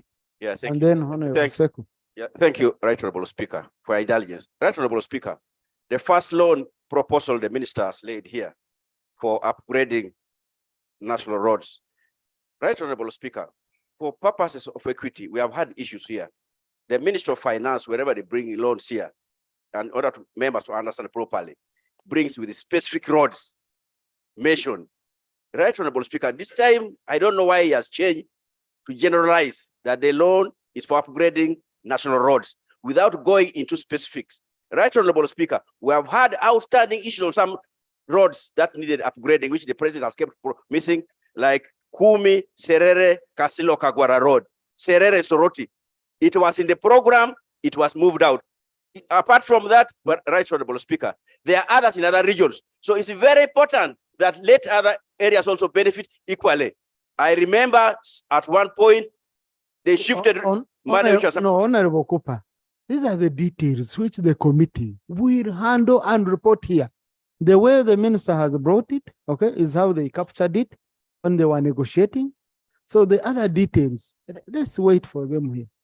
It can't be approved without coming here. Thank you, Right Honorable Speaker. I was using the historical way we have approved because he has always come with the specifics. But if that's the case, let the Committee of National Economy. But I have put my case on the table for this to take note. Thank you, Right Honorable Speaker. Thank you. Right Honorable Speaker, I seek clarification from the Honorable Minister over the statement on the loan scheme. In his report, he indicates that in the financial year 2022-23, they were able to provide for scholarships of 625 students.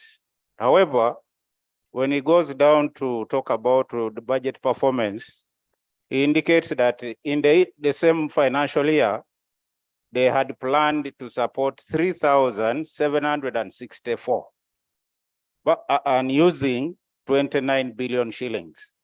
However, he states that there was a shortfall and they received 23 billion, meaning that's the 23 billion which supported the 625. And yet the shortfall is only 6 billion. So what was the magic that was supposed to help finance 3,100 plus students using the shortfall of 6 billion? That's the clarification I wanted to find out. No, Honorable, I'm not going to reopen that. I'm going to reopen that issue. The committee, once they are processing the supplementary, this is one of the issues they can take note of and handle. Okay, colleagues, let's move. I don't want us to reopen. Item 3, statement by Minister on the International Older Persons Day. Honorable Minister, 10 minutes. Yeah, thank you, Right Honorable Speaker, colleagues, honorable members of Parliament. I rise to brief you about the just concluded commemoration of the International Day for Older Persons, as it happened during our recess, more or less. Right Honorable Speaker, the purpose of this Parliament statement is to provide information to Parliament regarding this year's International Day for Older Persons that took place on 1st October 2023 in Ichegegwa District. Right Honorable Speaker, the United Nations General Assembly under Resolution 45/106 designated 1st October the International Day for Older Persons. Right Honorable Speaker, Uganda commemorated this for the first time in 1999. And throughout the world, it was on 1st October 1991. The International Day for Older Persons is a day for raising awareness of the needs and the concerns of older persons. Furthermore, in Uganda, this day is used to take stock of the achievements made during the year towards service delivery to older persons, reviewing challenges faced, and mapping out strategies to address the challenges. Right Honorable Speaker and the members of Parliament, between 2017 and 2050, the number of older persons in the developing world is predicted to increase from 652 million to 2.1 billion. By 2047, there will be more older persons than children. The Uganda National Household Survey 2019-2020 indicates that the population of older persons increased from 1.7 million in 2017 to 2.2 million in 2019-2020. Right Honorable Speaker and colleagues, this increase in population is as a result of improved life expectancy among older persons. In addition to improved health-seeking behavior among others.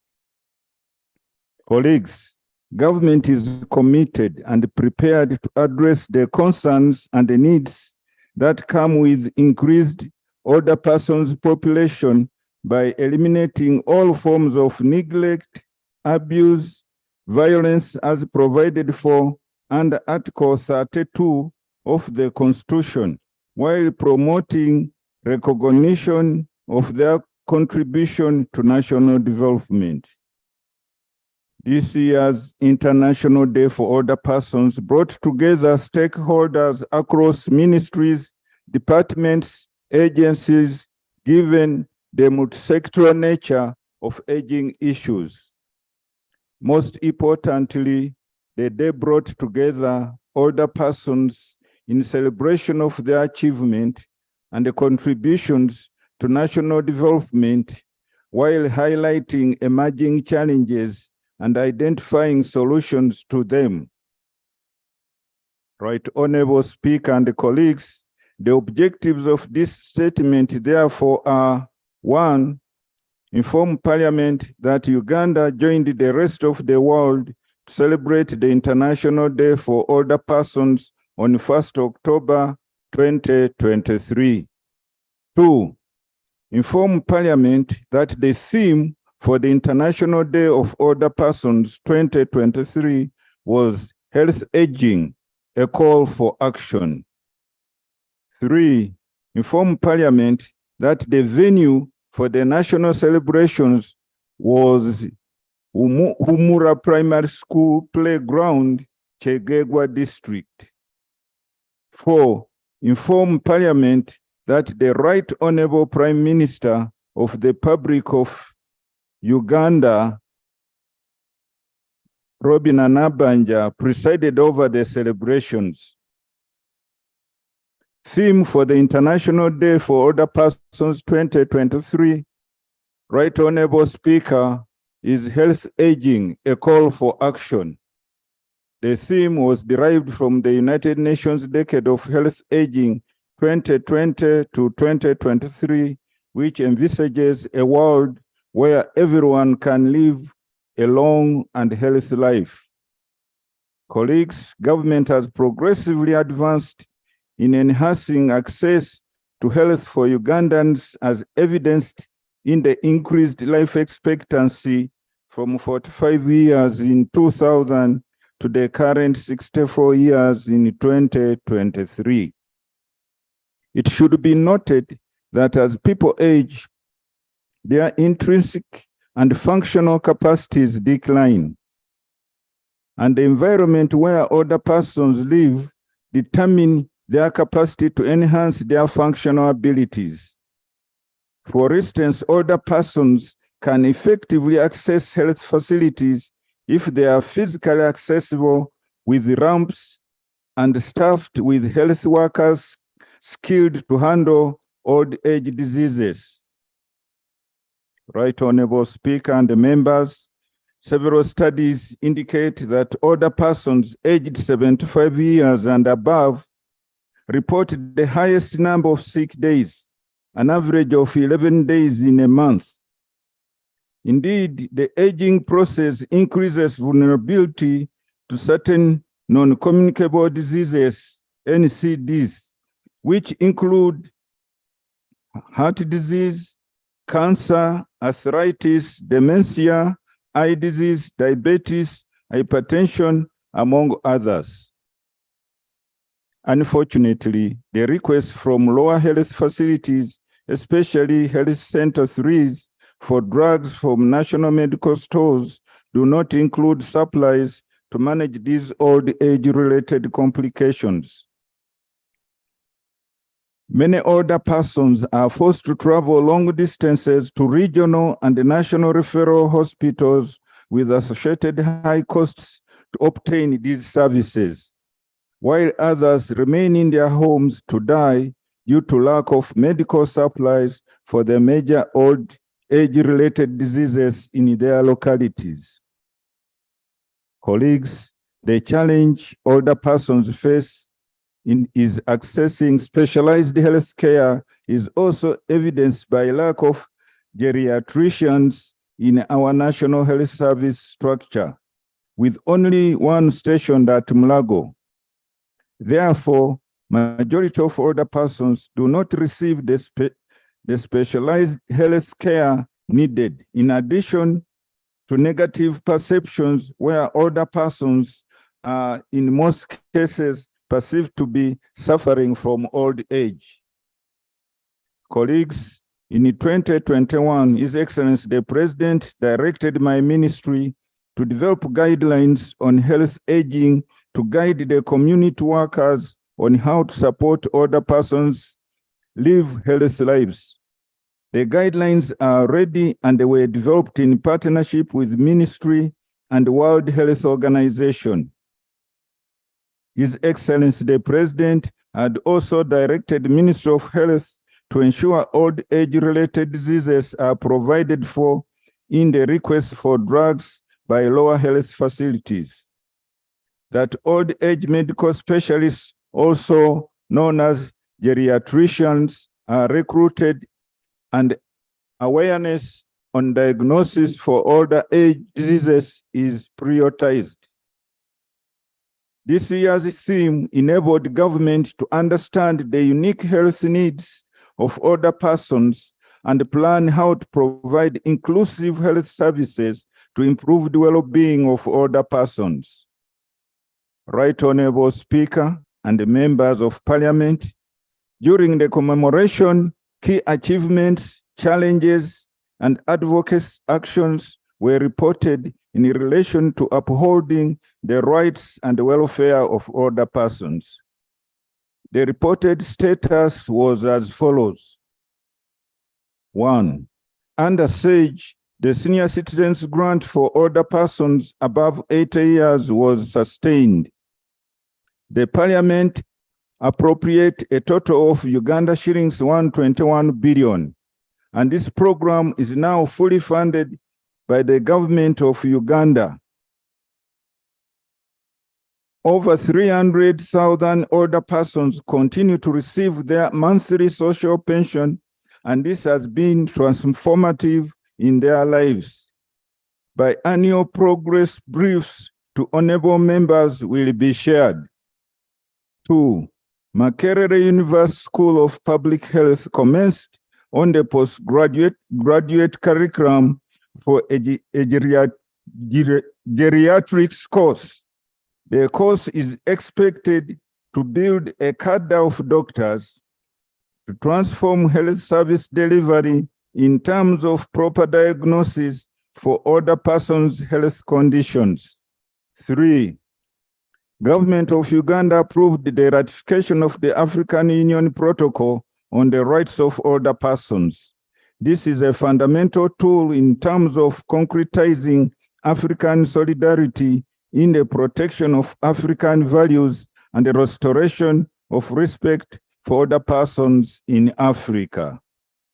4, amendments to the parish development model procedures to ensure access to 10% by older person groups exclusively was achieved as earlier highlighted by the chairperson. It was highlighted in where we had the International Day for Older Persons, Chegegwa. However, some few PDM circles in some local governments are still not allowing older persons to form their exclusive groups due to ageism mentality. We appeal that this negative mentality changes. 5, special enterprise grant for older persons known as SEGOP was sustained to support vulnerable older persons who cannot benefit under SAGE or other wealth creation grants due to their poor health conditions. A total of 566 groups of older persons were supported last financial year across the country. And more 800 groups are expected to benefit this year, 2022-2024. Annual progress briefs will be shared with honorable members showing the breakdown per local government. Issues of concern to older persons. 1, amendments to a Myoga program to include older persons as category 20 is pending. The ministry in charge of microfinance is yet to address this matter. We hope this will be fast-tracked through further engagements. 2, waiver on correcting errors on NIRA cards, hence payment exclusion under SAGE due to age understatement. This needs urgent attention and discussions are underway with the Ministry of Internal Affairs. 3, the ministry is studying the proposal from the chairperson of MPs for Persons with Disability Forum on the lowering of the SAGE targeting to 60 years for older persons with disability. Since there are very few, a position will be taken and communicated soon. 4, development of interministerial national guidelines for meaningful inclusion and affirmative action for older persons in all sectors. I repeat, development of international national guidelines for meaningful inclusion and affirmative action for older persons in all sectors. These would address the moral issues where service providers and the public no longer give space to older persons on public transport system, in banking lines, in health facilities, in shopping malls, among others. The special enterprise grant for older persons funding was supposed to be Uganda shillings 10 billion, but only Uganda shillings 5 billion was appropriated. With your support, efforts will be made to bridge the gaps next financial year. Right Honorable Speaker and colleagues, this year the following activities were conducted during the commemoration at Humura Primary School grounds, Chegegwa Town. A, launch of a manual on appropriate enterprises for older persons. This is expected to support older persons in selection of viable enterprises. B, provision of dummy checks for older persons groups in Chegegwa, Fort Portal, Kabarole, and Chenjojo were carried out. C, gifting of 20 oldest older persons, and the oldest was 134 years from Fort Portal City. D, mobilization for prevent and DD activities, including health camp for older persons, SAGE payments and NIRA registration. I want to thank the MPs for older persons and MPs from Chegegwa district, especially Flavia Kabahembe, for the excellent mobilization. I also want to thank all our people who were involved in this mobilization. We had an estimated attendance of over 2,000 people at the venue, and a majority of whom were older persons out of the targeted 1,500. A total of 260 older persons were examined during the 3-day health camp and treated or referred for further management. F, a total of 20 radio talk shows and 6 TV shows were aired, raising awareness on health aging. Venue and the chief guest for the national celebrations. Colleagues, since the inception of celebrating this day, Uganda has been organizing the day on a regional rotational basis. Last year, the day was hosted by Northern Region Nebi District. The venue for this year's celebration, according to the rotational matrix, was Western. Chegegwa District at Umura Primary School Playground. The chief guest for the national celebration was the Right Honorable Prime Minister of the Republic of Uganda. Conclusion. Right Honorable Speaker and the members of Parliament, I thank you for listening. I wish you to acknowledge and appreciate the honorable members of Parliament for their efforts in enacting legislations and budget allocations towards older persons' empowerment. I thank the members of Parliament who joined us in Chegegwa District for the national commemorations. I urge members to continuously interact with older persons in their constituencies to better understand their concerns, as we are all destined to the same end. I thank you and I beg to lay the paper I've read. Thank you. Thank you, Right Honorable Speaker. Thank you, honorable members of Parliament. Thank you. Now, Honorable Minister, some might not reach the old age. Right Honorable. No, Honorable Kaseja, we still need you. We are discussing your issues now, issues of the elderly.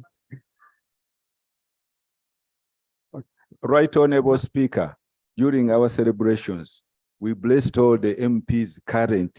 Thank you. To go at least to 90 years. Thank you. Thank you. So thank you, Honorable Minister, and congratulations on that task. You performed excellently. He happens also to be the chairperson of the NRM Elders League. And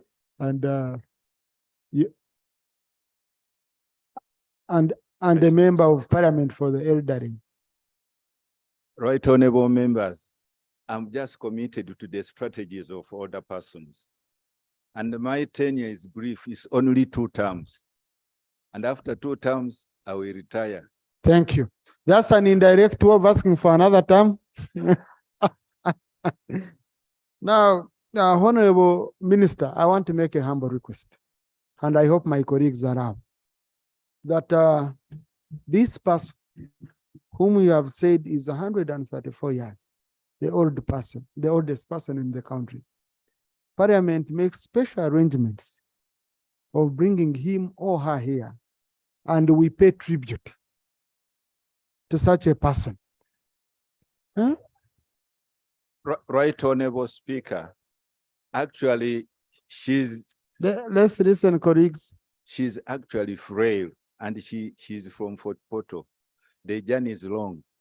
No, I have said the special arrangements. That one would be with the speaker, okay, if it is possible. No, Right Honorable Speaker, yeah. It would be honorable, it would be acceptable, and we shall look forward to it. And I thank you in advance. Yeah.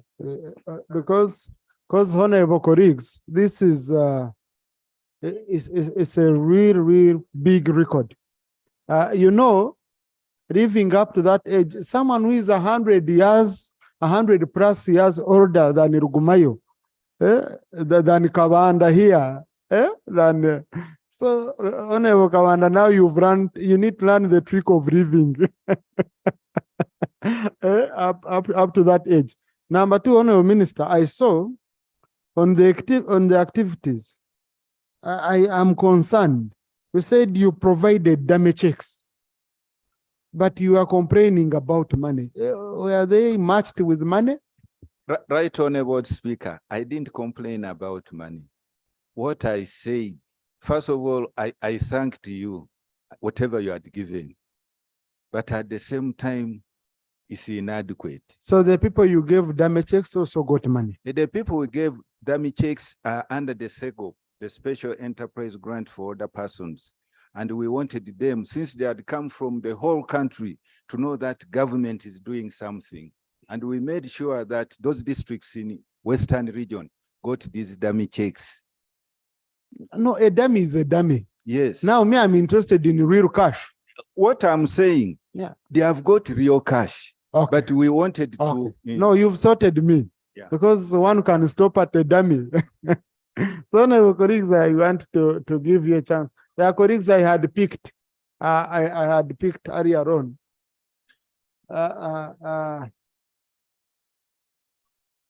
Wow. Do we have some elderly MPs? I will start with Jonam. Okay. I will start with Jonam. I will request the young ones like Chinyamatama to be seated. Anyway, no, I will allow you, colleagues. Let's do a very quick round. If you have already spoken, please take your seat. Just save me so that I pick. So I'm going to, we have a doctor. You know, doctors help so much. Old people also, music helps so much. So these are tactics of growing older. Yes, I have a nutritionist here who ensures. Then Honorable Viraro is an elder. I have another elder in Honorable Gwar. Then Honorable Muhesi. Then I'm going to pick you, Honorable colleagues. I'm going to do a round. Let's do. Thank you very much, Right Honorable Speaker. Equal opportunities, Chair. Right Honorable Speaker, I want to thank the government for two things for the elderly persons. Number one, for the fact that this financial year, there is going to be no anxiety created in the money that is supposed to go for SAGE and the other elderly programs. I'm saying this because last financial year, Right Honorable Speaker, you remember that we created a lot of anxiety in our elderly persons because their budget was cut and they were worried what was happening. It took a lot of pleadings, particularly from the forum, to make sure that that budget was reinstated. So this year that there is no such anxiety, I want to thank government for that. I also want to thank government for this day.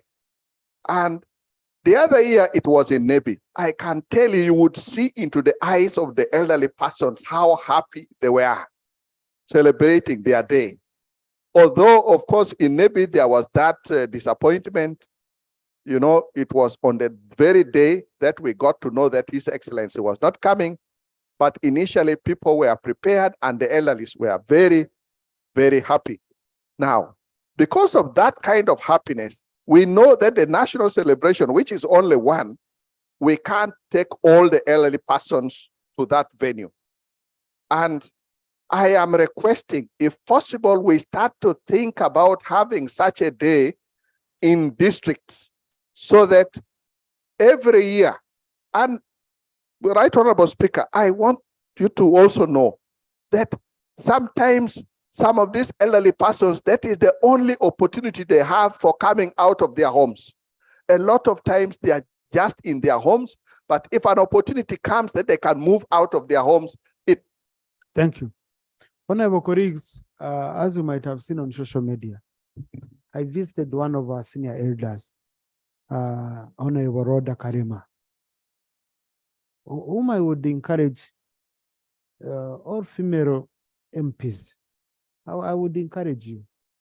Mama Rhoda Karemu, who is considered as a mother of parliament and one of the people who have served this county diligently. She has written a very good book, which I would encourage you to read. But also, once you engage with her, one thing I've seen, these elderly people are only just someone to talk to, someone to share, and they have very interesting ideas.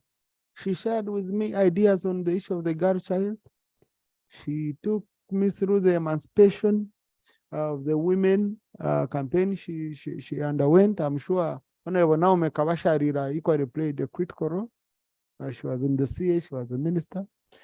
She took me through issues of education, but you could see the passion is deep.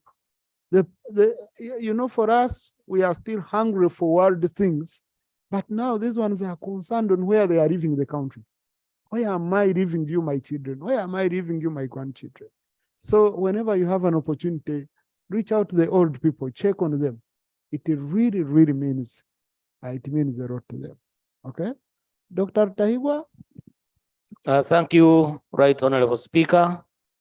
Right Honorable Speaker, I also want to thank the Minister, State for Gender, for the elderly. Right Honorable Speaker, he has mentioned a number of challenges, and one of them is equitable access to health care. And he mentioned the number of diseases, and somebody who has been in service delivery, I know how painful it is to go to a facility and you cannot access the medicines, and the medicines are not there.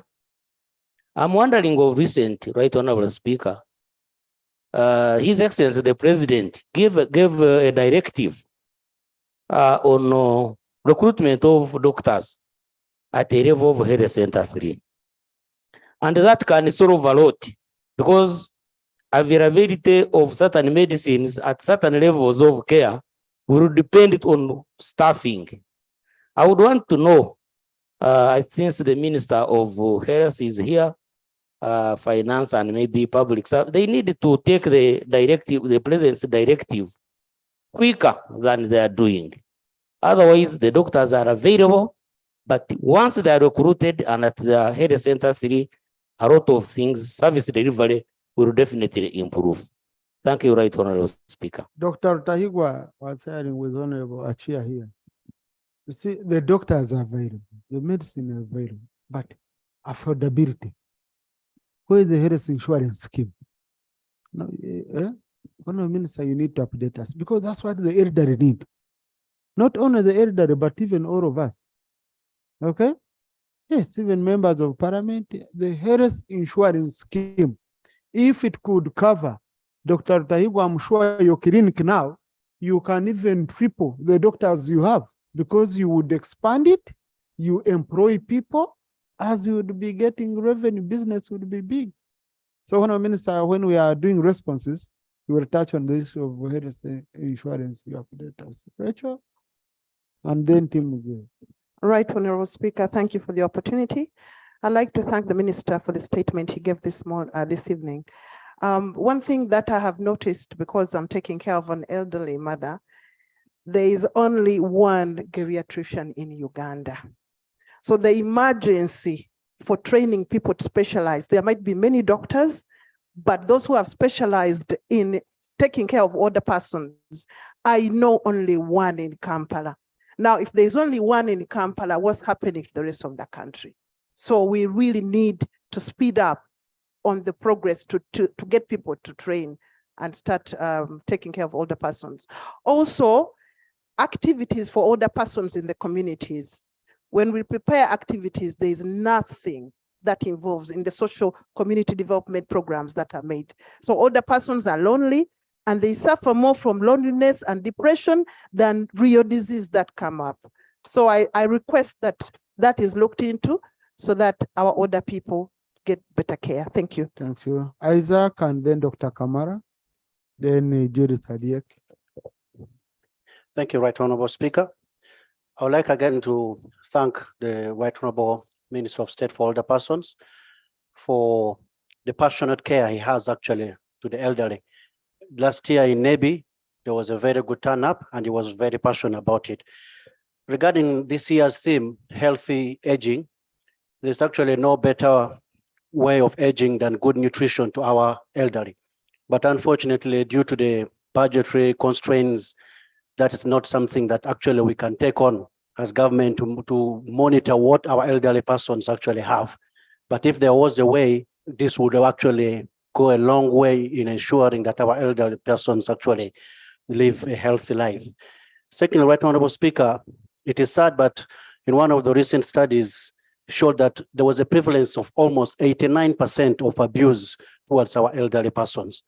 This range from mental abuse, sadly, even up to sexual abuse and physical abuse, which is absolutely very sad.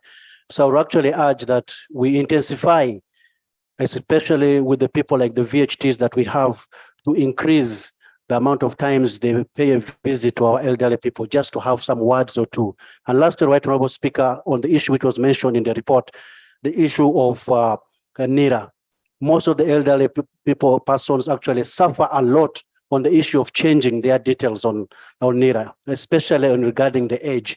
If NIRA could organize some workshops, special workshops for the elderly, so that those issues can be tackled with special consideration. Thank you very much. Honorable Mhesi, Dr. Kamara. Thank you for the opportunity. Thank you so much, Honorable Minister, for the good report and elaborate one. And I thank you for all all you have mentioned that concerns the older people.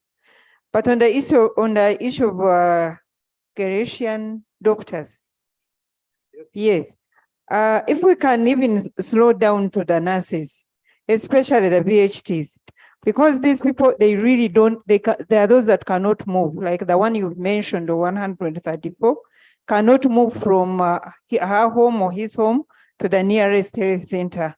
So if the VHTs can be given that opportunity or a training to take care of those old people. Then the issue of PDM. Actually, in my district in Kazu, they have been denied even the PDM and the Myoga. And for the Myoga, I think it is very, very difficult. Yes. Then another thing is that the lack of medication at the health centers that concerns them. Because when you realize those older people, they all have similar conditions, like either it's high blood pressure or diabetic or those kinds of issues. But what is lacking are the medicines for them. Thank you. Dr. Kamara, then Adiek. Thank you, Right Honorable Speaker, and thank you, Minister, Please, for the even good if it report. means using 1 minute, we shall do that. I pick many of you. I want to thank the Minister for having a good theme of healthy aging, call for action. Now, the older people are especially exposed to non-communicable diseases. And as you age, you get many complications. One of the complications, which is obvious, is that there is reduced mobility. But like in a disease like diabetes is the leading cause of amputations. It is the leading cause of blindness. Hypertension is the leading cause of stroke. Therefore, there is a big call to improve on rehabilitative medicine. Conclude, Honorable. Don't press quietly. You just conclude. Thank you so much, for giving me some more time. But also, we have talked about geriatric medicine. On top of not having doctors, we don't have courses in universities, and we don't have a department of geriatric medicine at the Ministry of Health. Therefore, we must create courses at all universities in Uganda, medical schools, and at the same time create a department at the Ministry of Health to cater for geriatric medicine. I thank you. Thank you, Judith Adiek. Thank you so much, Right Honorable Speaker. I want to thank the Minister for his great report. And I see there is an improvement in life expectancy in this country. And in this report, he indicated that by 2047, there will be more older persons than younger people. I don't know whether it will happen in Uganda, considering the fact that there's high fertility rate and we have teenage mothers that are really, really producing many children in this country. Right, Honorable Speaker, I'm also wondering, one time we brought here a report about the age of the older persons that should be considered for SAGE, up to 70 for the men and then 65 for the women. And this report was approved by this parliament. So I'm really asking the minister if this is an action taken report by sustaining 80 years for everyone and just reducing for persons with. Na Mayingo, then Nyachkongoro.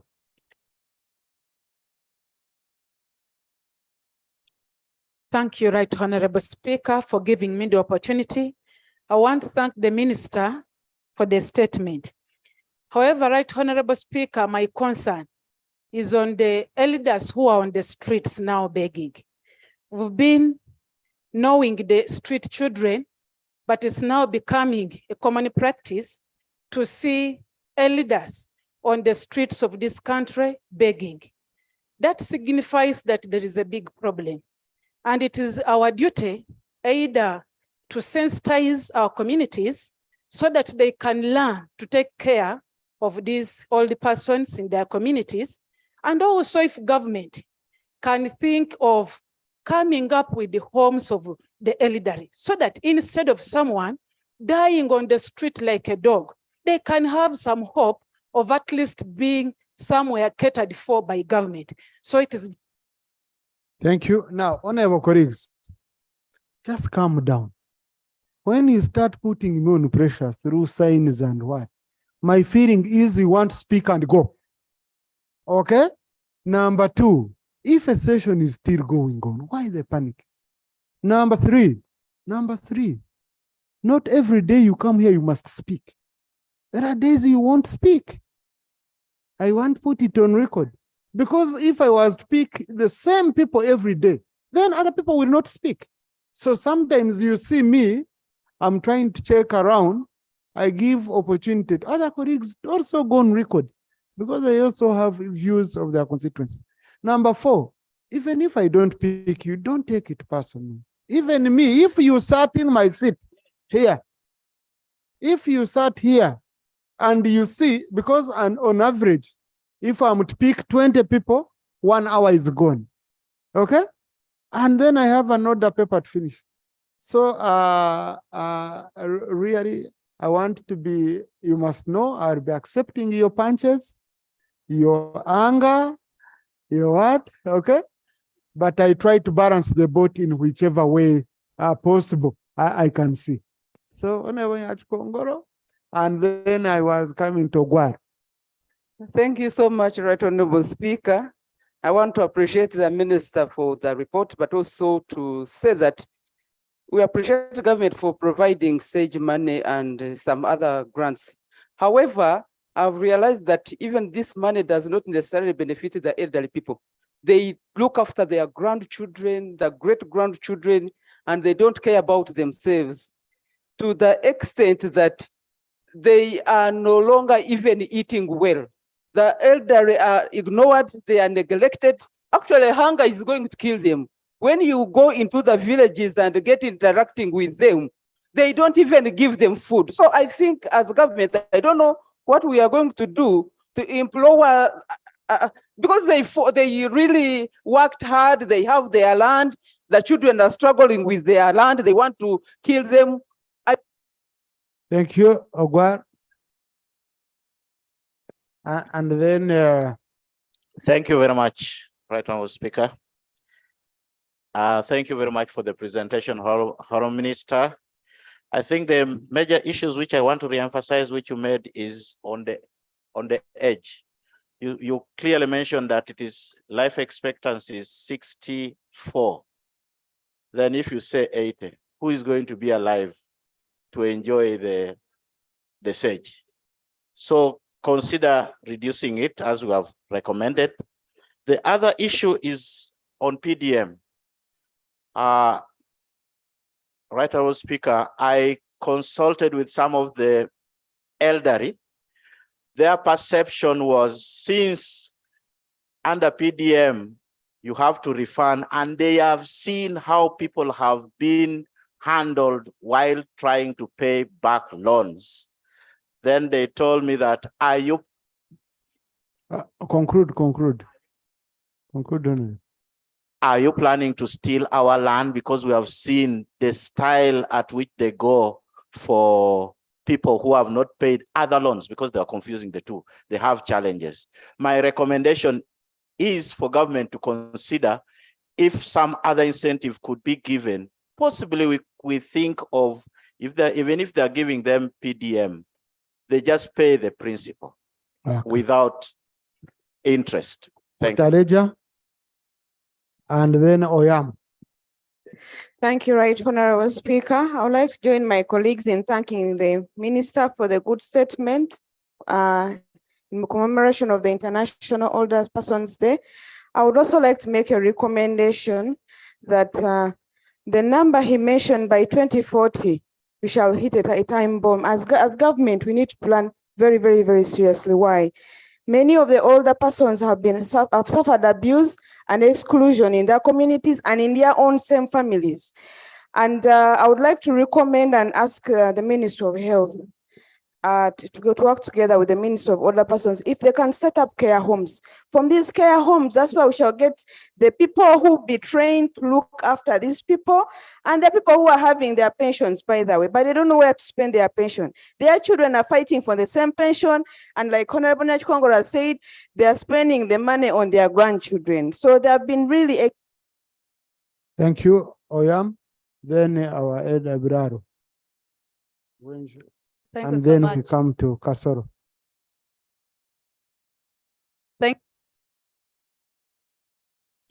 Thank you, Right Honorable Speaker, as I thank the Minister for coming up with this statement.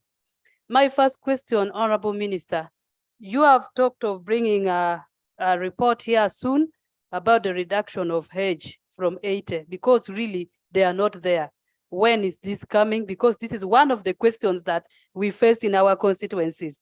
Then two, Right Honorable Speaker, I went to two countries, China and Mauritius, where they call them the centenarians, those ones who have reached 100 years. There are places where they bring them over the weekends, and you really enjoy looking at them and they enjoy life. To me, I think on top of all these things that we are putting forward, if we could come up with some idea like this, where they are valued, where they're relieved from that kind of loneliness, because after all, Conclude. this is where we are all going.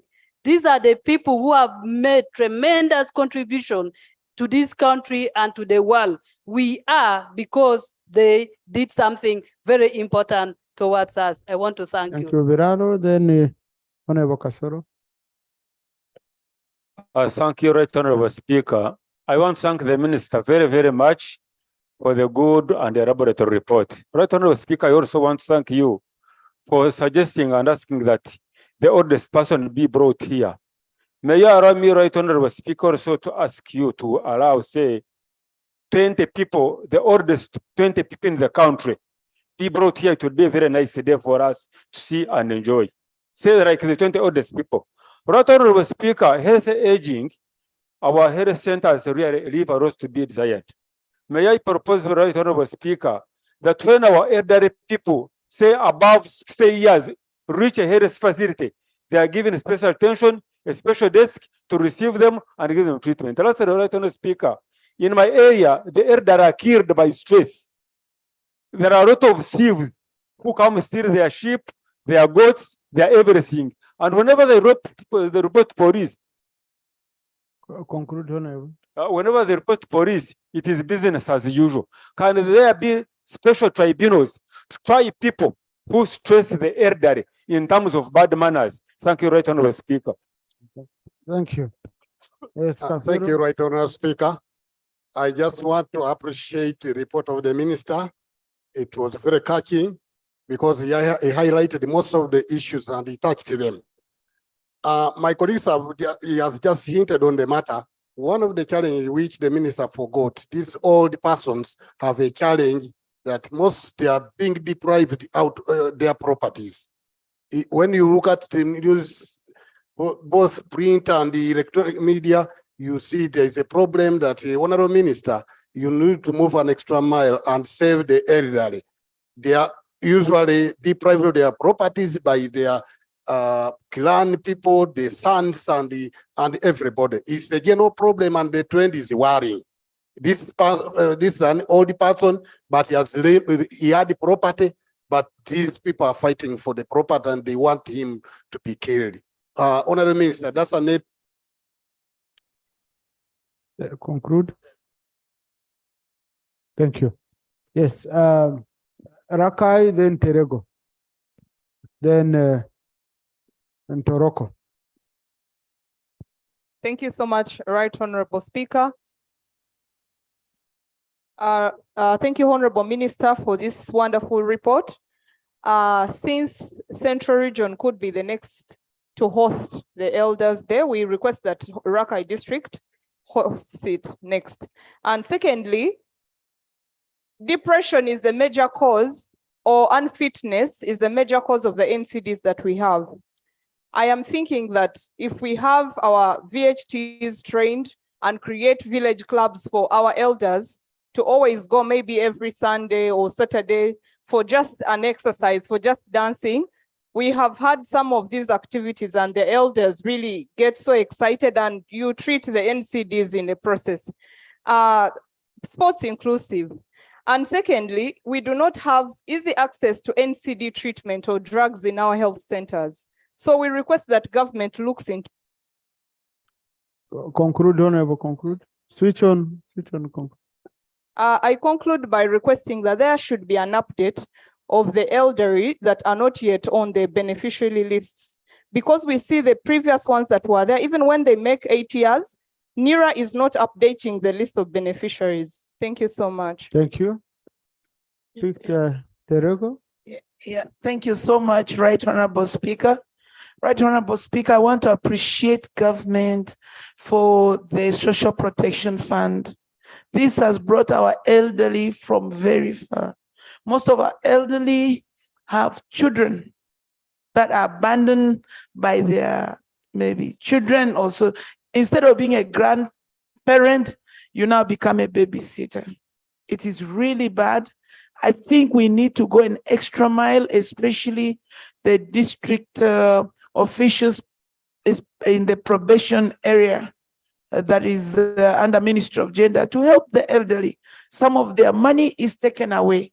And as if that is not enough insult, the elderly are beaten over land. They are forced to relegate land when they are supposed to apportion it amongst their children. Then, thank you. They need more love and protection from us. Lastly, the Forum for Social Protection of Parliament has tried to negotiate with NERA to see to it that they stop using the fingerprints when they are taking details of the elderly persons. And this is working on well. Maybe some districts have not got knowledge of this. This has really helped them. Thank you so much, Right Honorable Speaker. Toroko, then Honorable Kahonda, then Lagin. Thank you so much, the Right Honorable Speaker, for the opportunity. I also want to thank the Honorable Minister for the report. It's a really wonderful report. Honorable Minister and the honorable colleagues, I really want to thank His Excellency the President for the peace of Uganda. Because should there be war, I know the elderly are the most affected people. Throughout, I think His Excellency the President, with our mighty UPDF, have kept the country safe. So the elderly are ready, are assured of life, because some of us who stay near some countries that have war like Congo, we see how elders are killed because they cannot run, they cannot fight, so are just left and killed. So I want to thank him for that. I want really to agree with the on the issue of age. Age really 8 years, that's too much. At least 70 years, that one can work. Lastly, the Right Honorable Speaker, I want to agree on the health insurance scheme. These elders, when they grow old, many diseases set in and they don't have the capacity of medication and taking care of them. So government really should rush in having the health insurance scheme, and which will take care of these elderly persons in the country. I want to thank you, Right Honorable. Thank you, Kahonda. Then again. Thank you so much, Right Honorable Speaker. Right Honorable Speaker, the other day, when we were commemorating World Teachers' Day, the talk was, we are what we are because they are.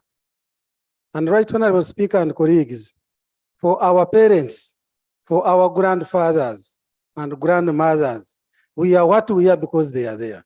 Right Honorable Speaker, the other day I was in my constituency, and the elderly, they were going to get the SAGE money. And most of them came back when they were frustrated. Reason being was that they were not captured. And when I tried to interrogate, I found one of them actually who was 94 years with the baptism card. What was captured on the national ID was 60 years. So, Right Honorable Speaker, as a committee of Honorable, conclude quickly. As a Committee of Defense and Internal Affairs, we interacted with NIRA to address this matter. Probably I would implore the minister responsible to get in touch with the Minister of Internal Affairs so that these days the elderly can be given affirmative action and can be given a special case. In the case one loses an ID, Right Honorable Speaker, the elderly, they must go through the same process. Probably these negotiations can try to cure some of those concerns. Thank you. Thank you. Yes, I had picked again. Thank you, the Right Honorable Speaker. I also want to thank the Minister for the report given. My concerns specifically gets on the issue of the medical insurance. I understand in the 10th Parliament, there was a bill that was brought here, but the President did not assent to it, and it was taken back. It is my humble prayer and appeal to the Minister to make sure to follow up that the bill may be brought back, because it would be very useful for the elders to have free medical health care. For example, one of the elders that was mentioned here, 134 years. It would be difficult for the patient to get the money, for medical services in terms of distance, in terms of transport. If the government would come with an initiative for free medical health care, that would be very useful. Two, the Right Honorable Speaker, I also pray that the government strengthen the institution of the traditional leaders, especially the clans. The clans need to be strengthened because these elders stay in the community. Now, if the clans' capacity are built, the government empower them, they will be able to take care of these elders. Some of these elders are homeless. Some of these elders are widows and widowers. They need proper care. So if the government can support the clan, then this elder will live a very good life. And then thirdly, I also pray the government creates a conducive environment, especially the recreational activities at the regional basis, where annually or quarterly, some of these elders are brought to perform some of the activities that give them that life support, joy, and happiness. And this will create life transformation in them, and they will live for a longer time. I thank you. I beg to submit. Musiki Muuma Ntungamo. Thank you, Right Honorable Speaker. I stand to, first of all, thank the Minister for the report that was elaborated. Right Honorable Speaker and honorable colleagues, the issue of the elderly in this country needs to be given a little more attention. Right Honorable Speaker, in the health centers of this country, government does not distribute their medicine for non-communicable diseases. And yet, as you grow older, some of these NCDs sets in. And I think we need to give it a serious attention. And secondly, we need as we promote patriotism in this country, we also need to deliberately sensitize our younger generation to really respect the elderly, prioritize the elderly in all aspects, more especially when it comes to getting social services. I'd also like to add that for the sake of SAGE, the guidelines, it's like they are cast in stone. For those elderly who cannot access the distribution centers, there are no provisions even for their relatives to go and receive such money on their behalf. I want to propose that there should be exceptions to the requirement that the elderly should go in physically to pick their money. I beg to submit. Thank you very much, Right Honourable Speaker. Right Honourable Speaker, I want to thank the President of the Republic of Uganda for being alive to affirmative action. The other day when he was talking of fishermen and fisherwomen, one of the dockets that he really addressed our plight, for the time I served on the appointments committee, we kept appealing to the President and requesting him to consider the Ministry of Elderly and the Ministry of Disabled People to be given to members representing those specific dockets. I'm really happy that Honorable Gidudu is in the right docket and the statement is communicating volumes because he appreciates his docket very well. So I have to thank him for that. Mr. Speaker, the issue of district registrars under NIRA needs to be given special attention. There are districts that... Conclude, Honorable Muma, conclude. Thank you very much, Right Honourable Speaker. Mr. Speaker, there are districts that do not have registration officials. Like in Arua, we made a benchmark study. The DRA of Arua district is the one handling Arua City, Madiokolo, and the neighboring districts. So elderly people are inconvenienced to go and update, validate their particulars to benefit from these services. So we are appealing to government to review the ban that was slapped on recruitment.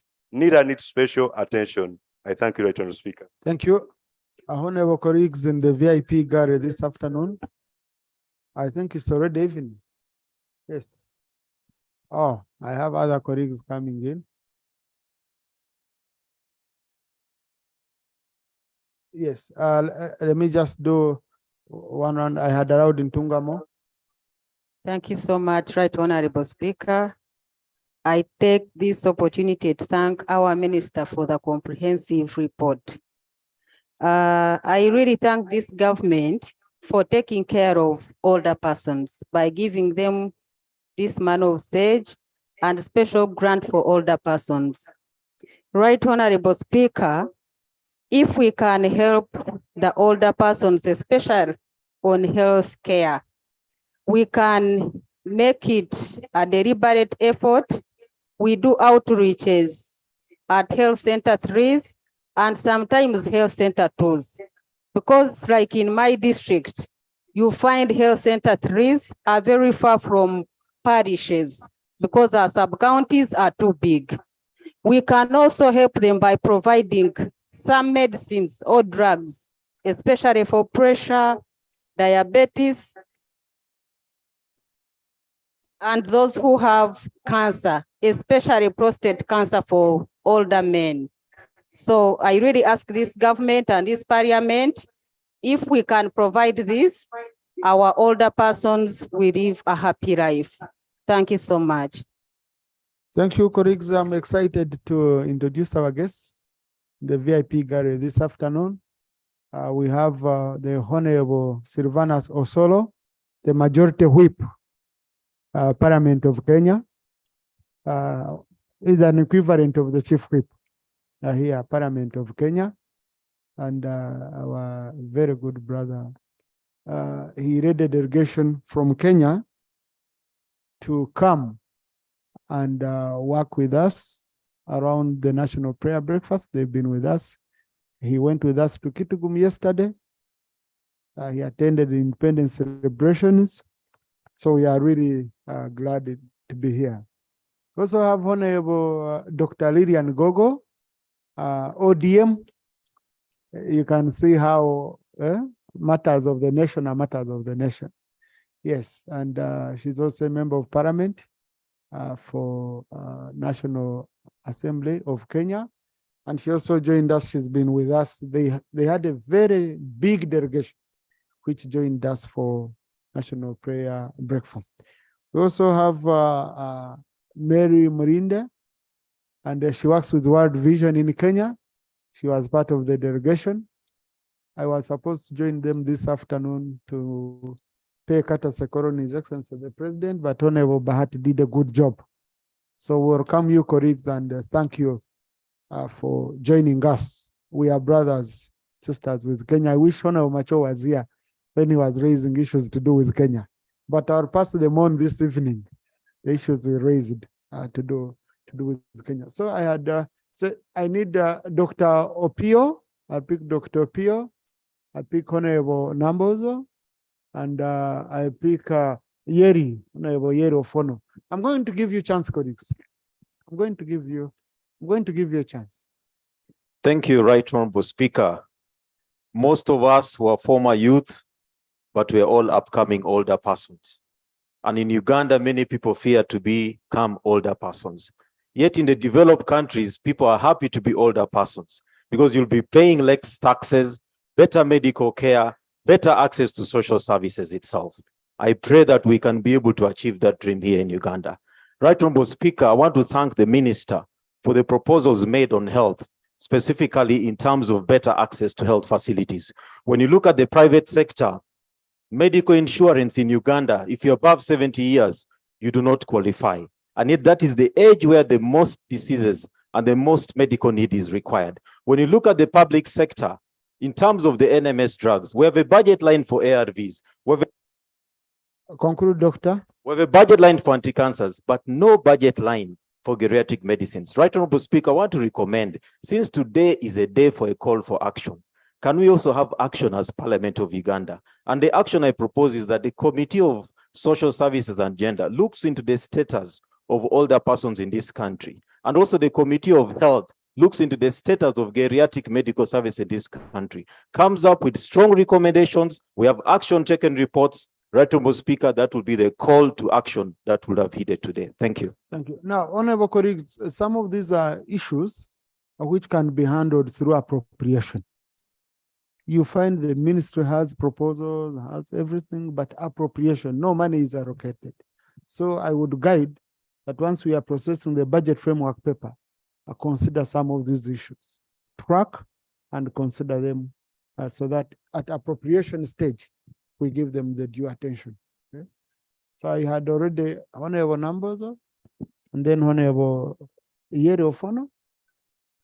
Thank you, Right Honorable Speaker and colleagues. I want to join my colleagues to appreciate the Honorable Minister for the report about our elderly people. Right Honorable Speaker, I look at this report to inform us of a conversation that should start from the youthful age, where we refer to the older persons as an institutional memory. When you look at how they lived their life, it is unlike today that we are living in a life of panic and reactionary life. So I think it is a very good report, Right Honorable Minister, that we need to take back. We should start from the youths to start a conversation on how one needs to live their life. When we talk about them being lonely, it speaks a lot of volumes. Can you just conclude, Honorable colleagues? I don't want to add you more time. We need to conclude this session. Thank you, Right Honorable. About the health, Right Honorable, I have a father-in-law who gets this money. And I think his life was added to him when he knew that he was supposed to get this money. He cannot walk. He's actually just carried on the back to go and get this money. And I really appreciate government for it. But Honorable Minister, you talked about PDM and the Myoga. I look at it as an insecurity to these people since we have youth who have chosen not to work but want ready money, and then suggest mobile clinics to these people because they cannot move. Probably we resuscitate the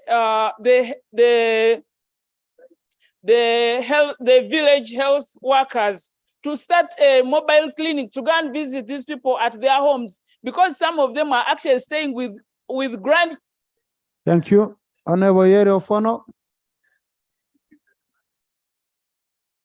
Thank you very much. Mine is on the policies.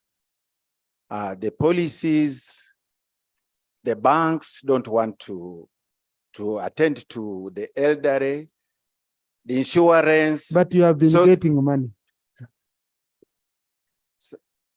So this is what's happening. So I think we should raise hope for them. When someone, you don't even give him a bank loan, then he'll say, no, I think I'm gone. He thinks he's gone. If you cannot, he said, if even insurance cannot cover me, then I think it is a so those are the things which we really need to talk to these companies and see how to handle. Yeah, so that we can raise hope that they are still alive. Yeah, they should not be. Then lining, if you go.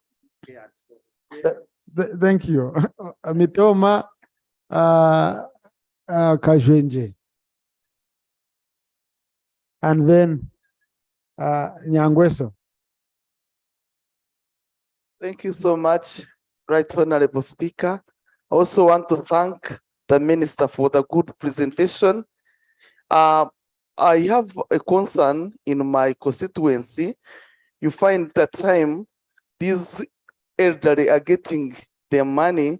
Sometimes the money is misused by their grandsons and some other people who are being taken care of, those same elderly. I have a suggestion that at least if some month can be given in kind like blankets, because when you visit them, you find that their welfare at home is wanting. And secondly, I request that in case the money delays, because in most cases they delay money and very many people die because they are elderly, many die. And I really don't know where that money go because it has been budgeted for. So I request that maybe it can be used to pay those people who are being left out because of maybe documentation or any other thing. Thank you so much, Right Honorable Speaker. Yes, Nyabushozi. Right Honorable Speaker, thank you so much for the opportunity. The youth of today and the youth of yesteryears are the elderly of tomorrow.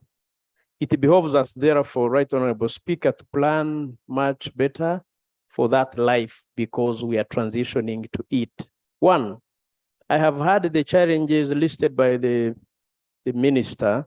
I would want to make the following propositions. One, that the university, Makerere University, gives preferential admission to students doing geriatric medicine. And Ministry of Health also does that in as far as recruitment is concerned. Two, most of these elderly people, Right Honorable Speaker, are moving in encyclopedia, but society has not paid attention to capturing that knowledge for posterity's sake. I would want to propose that the ministry puts.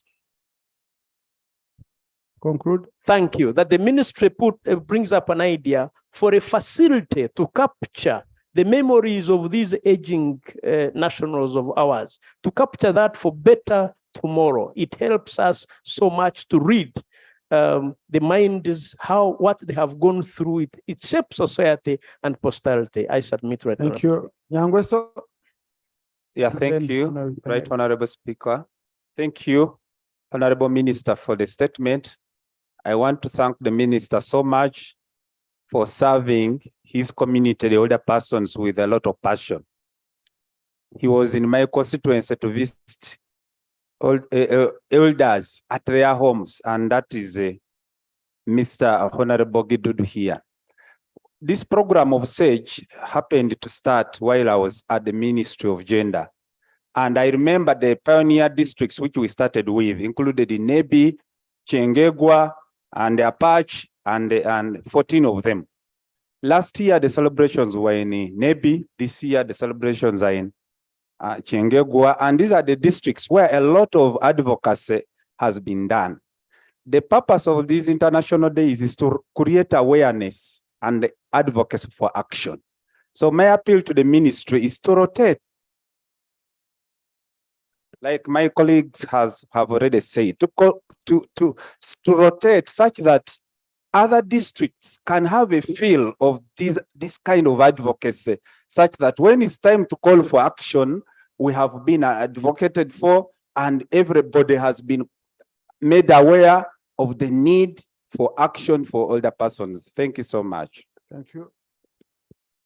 Thank you so much, Honorable Speaker and Minister, for the statement.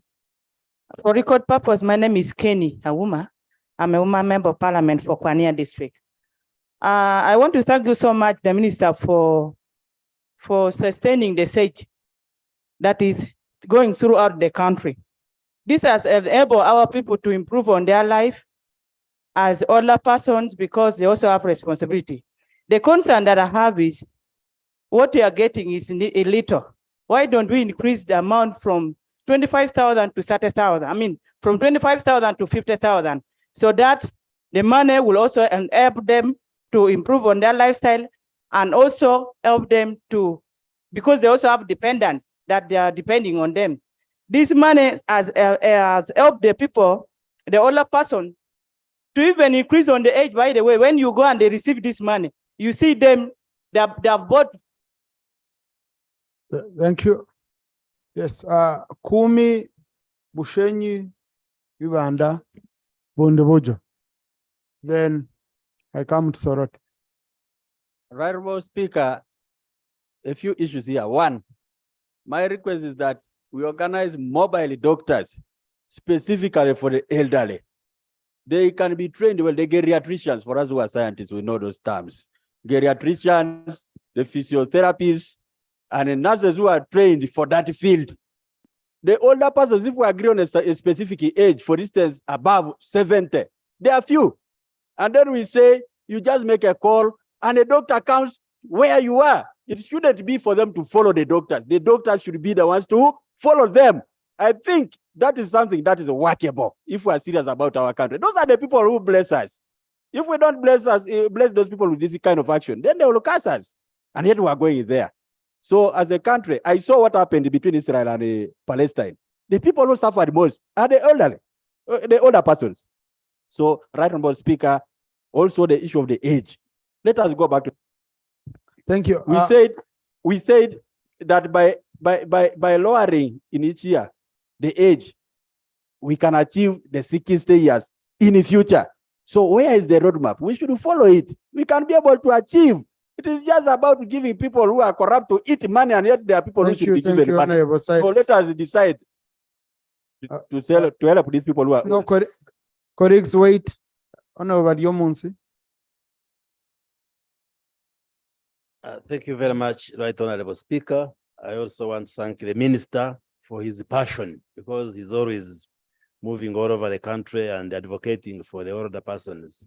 I just wanted to make one comment in response to some of the issues raised, that our life expectancy has increased from 43 years to 63.3 years. That means life expectancy at birth, meaning if you give birth to a child today, that child, because of the prevailing conditions, is expected to live for 63 years averagely. But also it means that expectation of life at every age has increased. So if you are 70, you are now likely to live longer. If you are 80, you are likely to live longer. So when you look at the demographic structure of the country, the older persons are increasing in number. And from the government side, that planning is already being integrated, like the issue of introducing geriatrics as a course in medical schools, the issue of training doctors and geriatrics. Engagements are on, but also without flouting the rule on anticipation, I can also tell Parliament that the minister has already brought a bill in the cabinet, which we have cleared, which will be coming here on older persons. So hopefully when the law comes, we should be able to put whatever we should put so that we protect and support our older persons in Uganda. So I just wanted to make that comment, Right Honorable Speaker. Thank you. Honorable Minister, you will capture the issues the members have raised. These are issues which the Committee on Gender should follow up with you because most of them are to do with appropriation, realigning. I read through your statement. It was more or less a petition also. It sounded like a petition, okay? And that's why I was happy because you're an activist in that area. So follow up with the committee, honorable colleagues. I can see my time is not allowing. House adjourned to tomorrow at 2 p.m.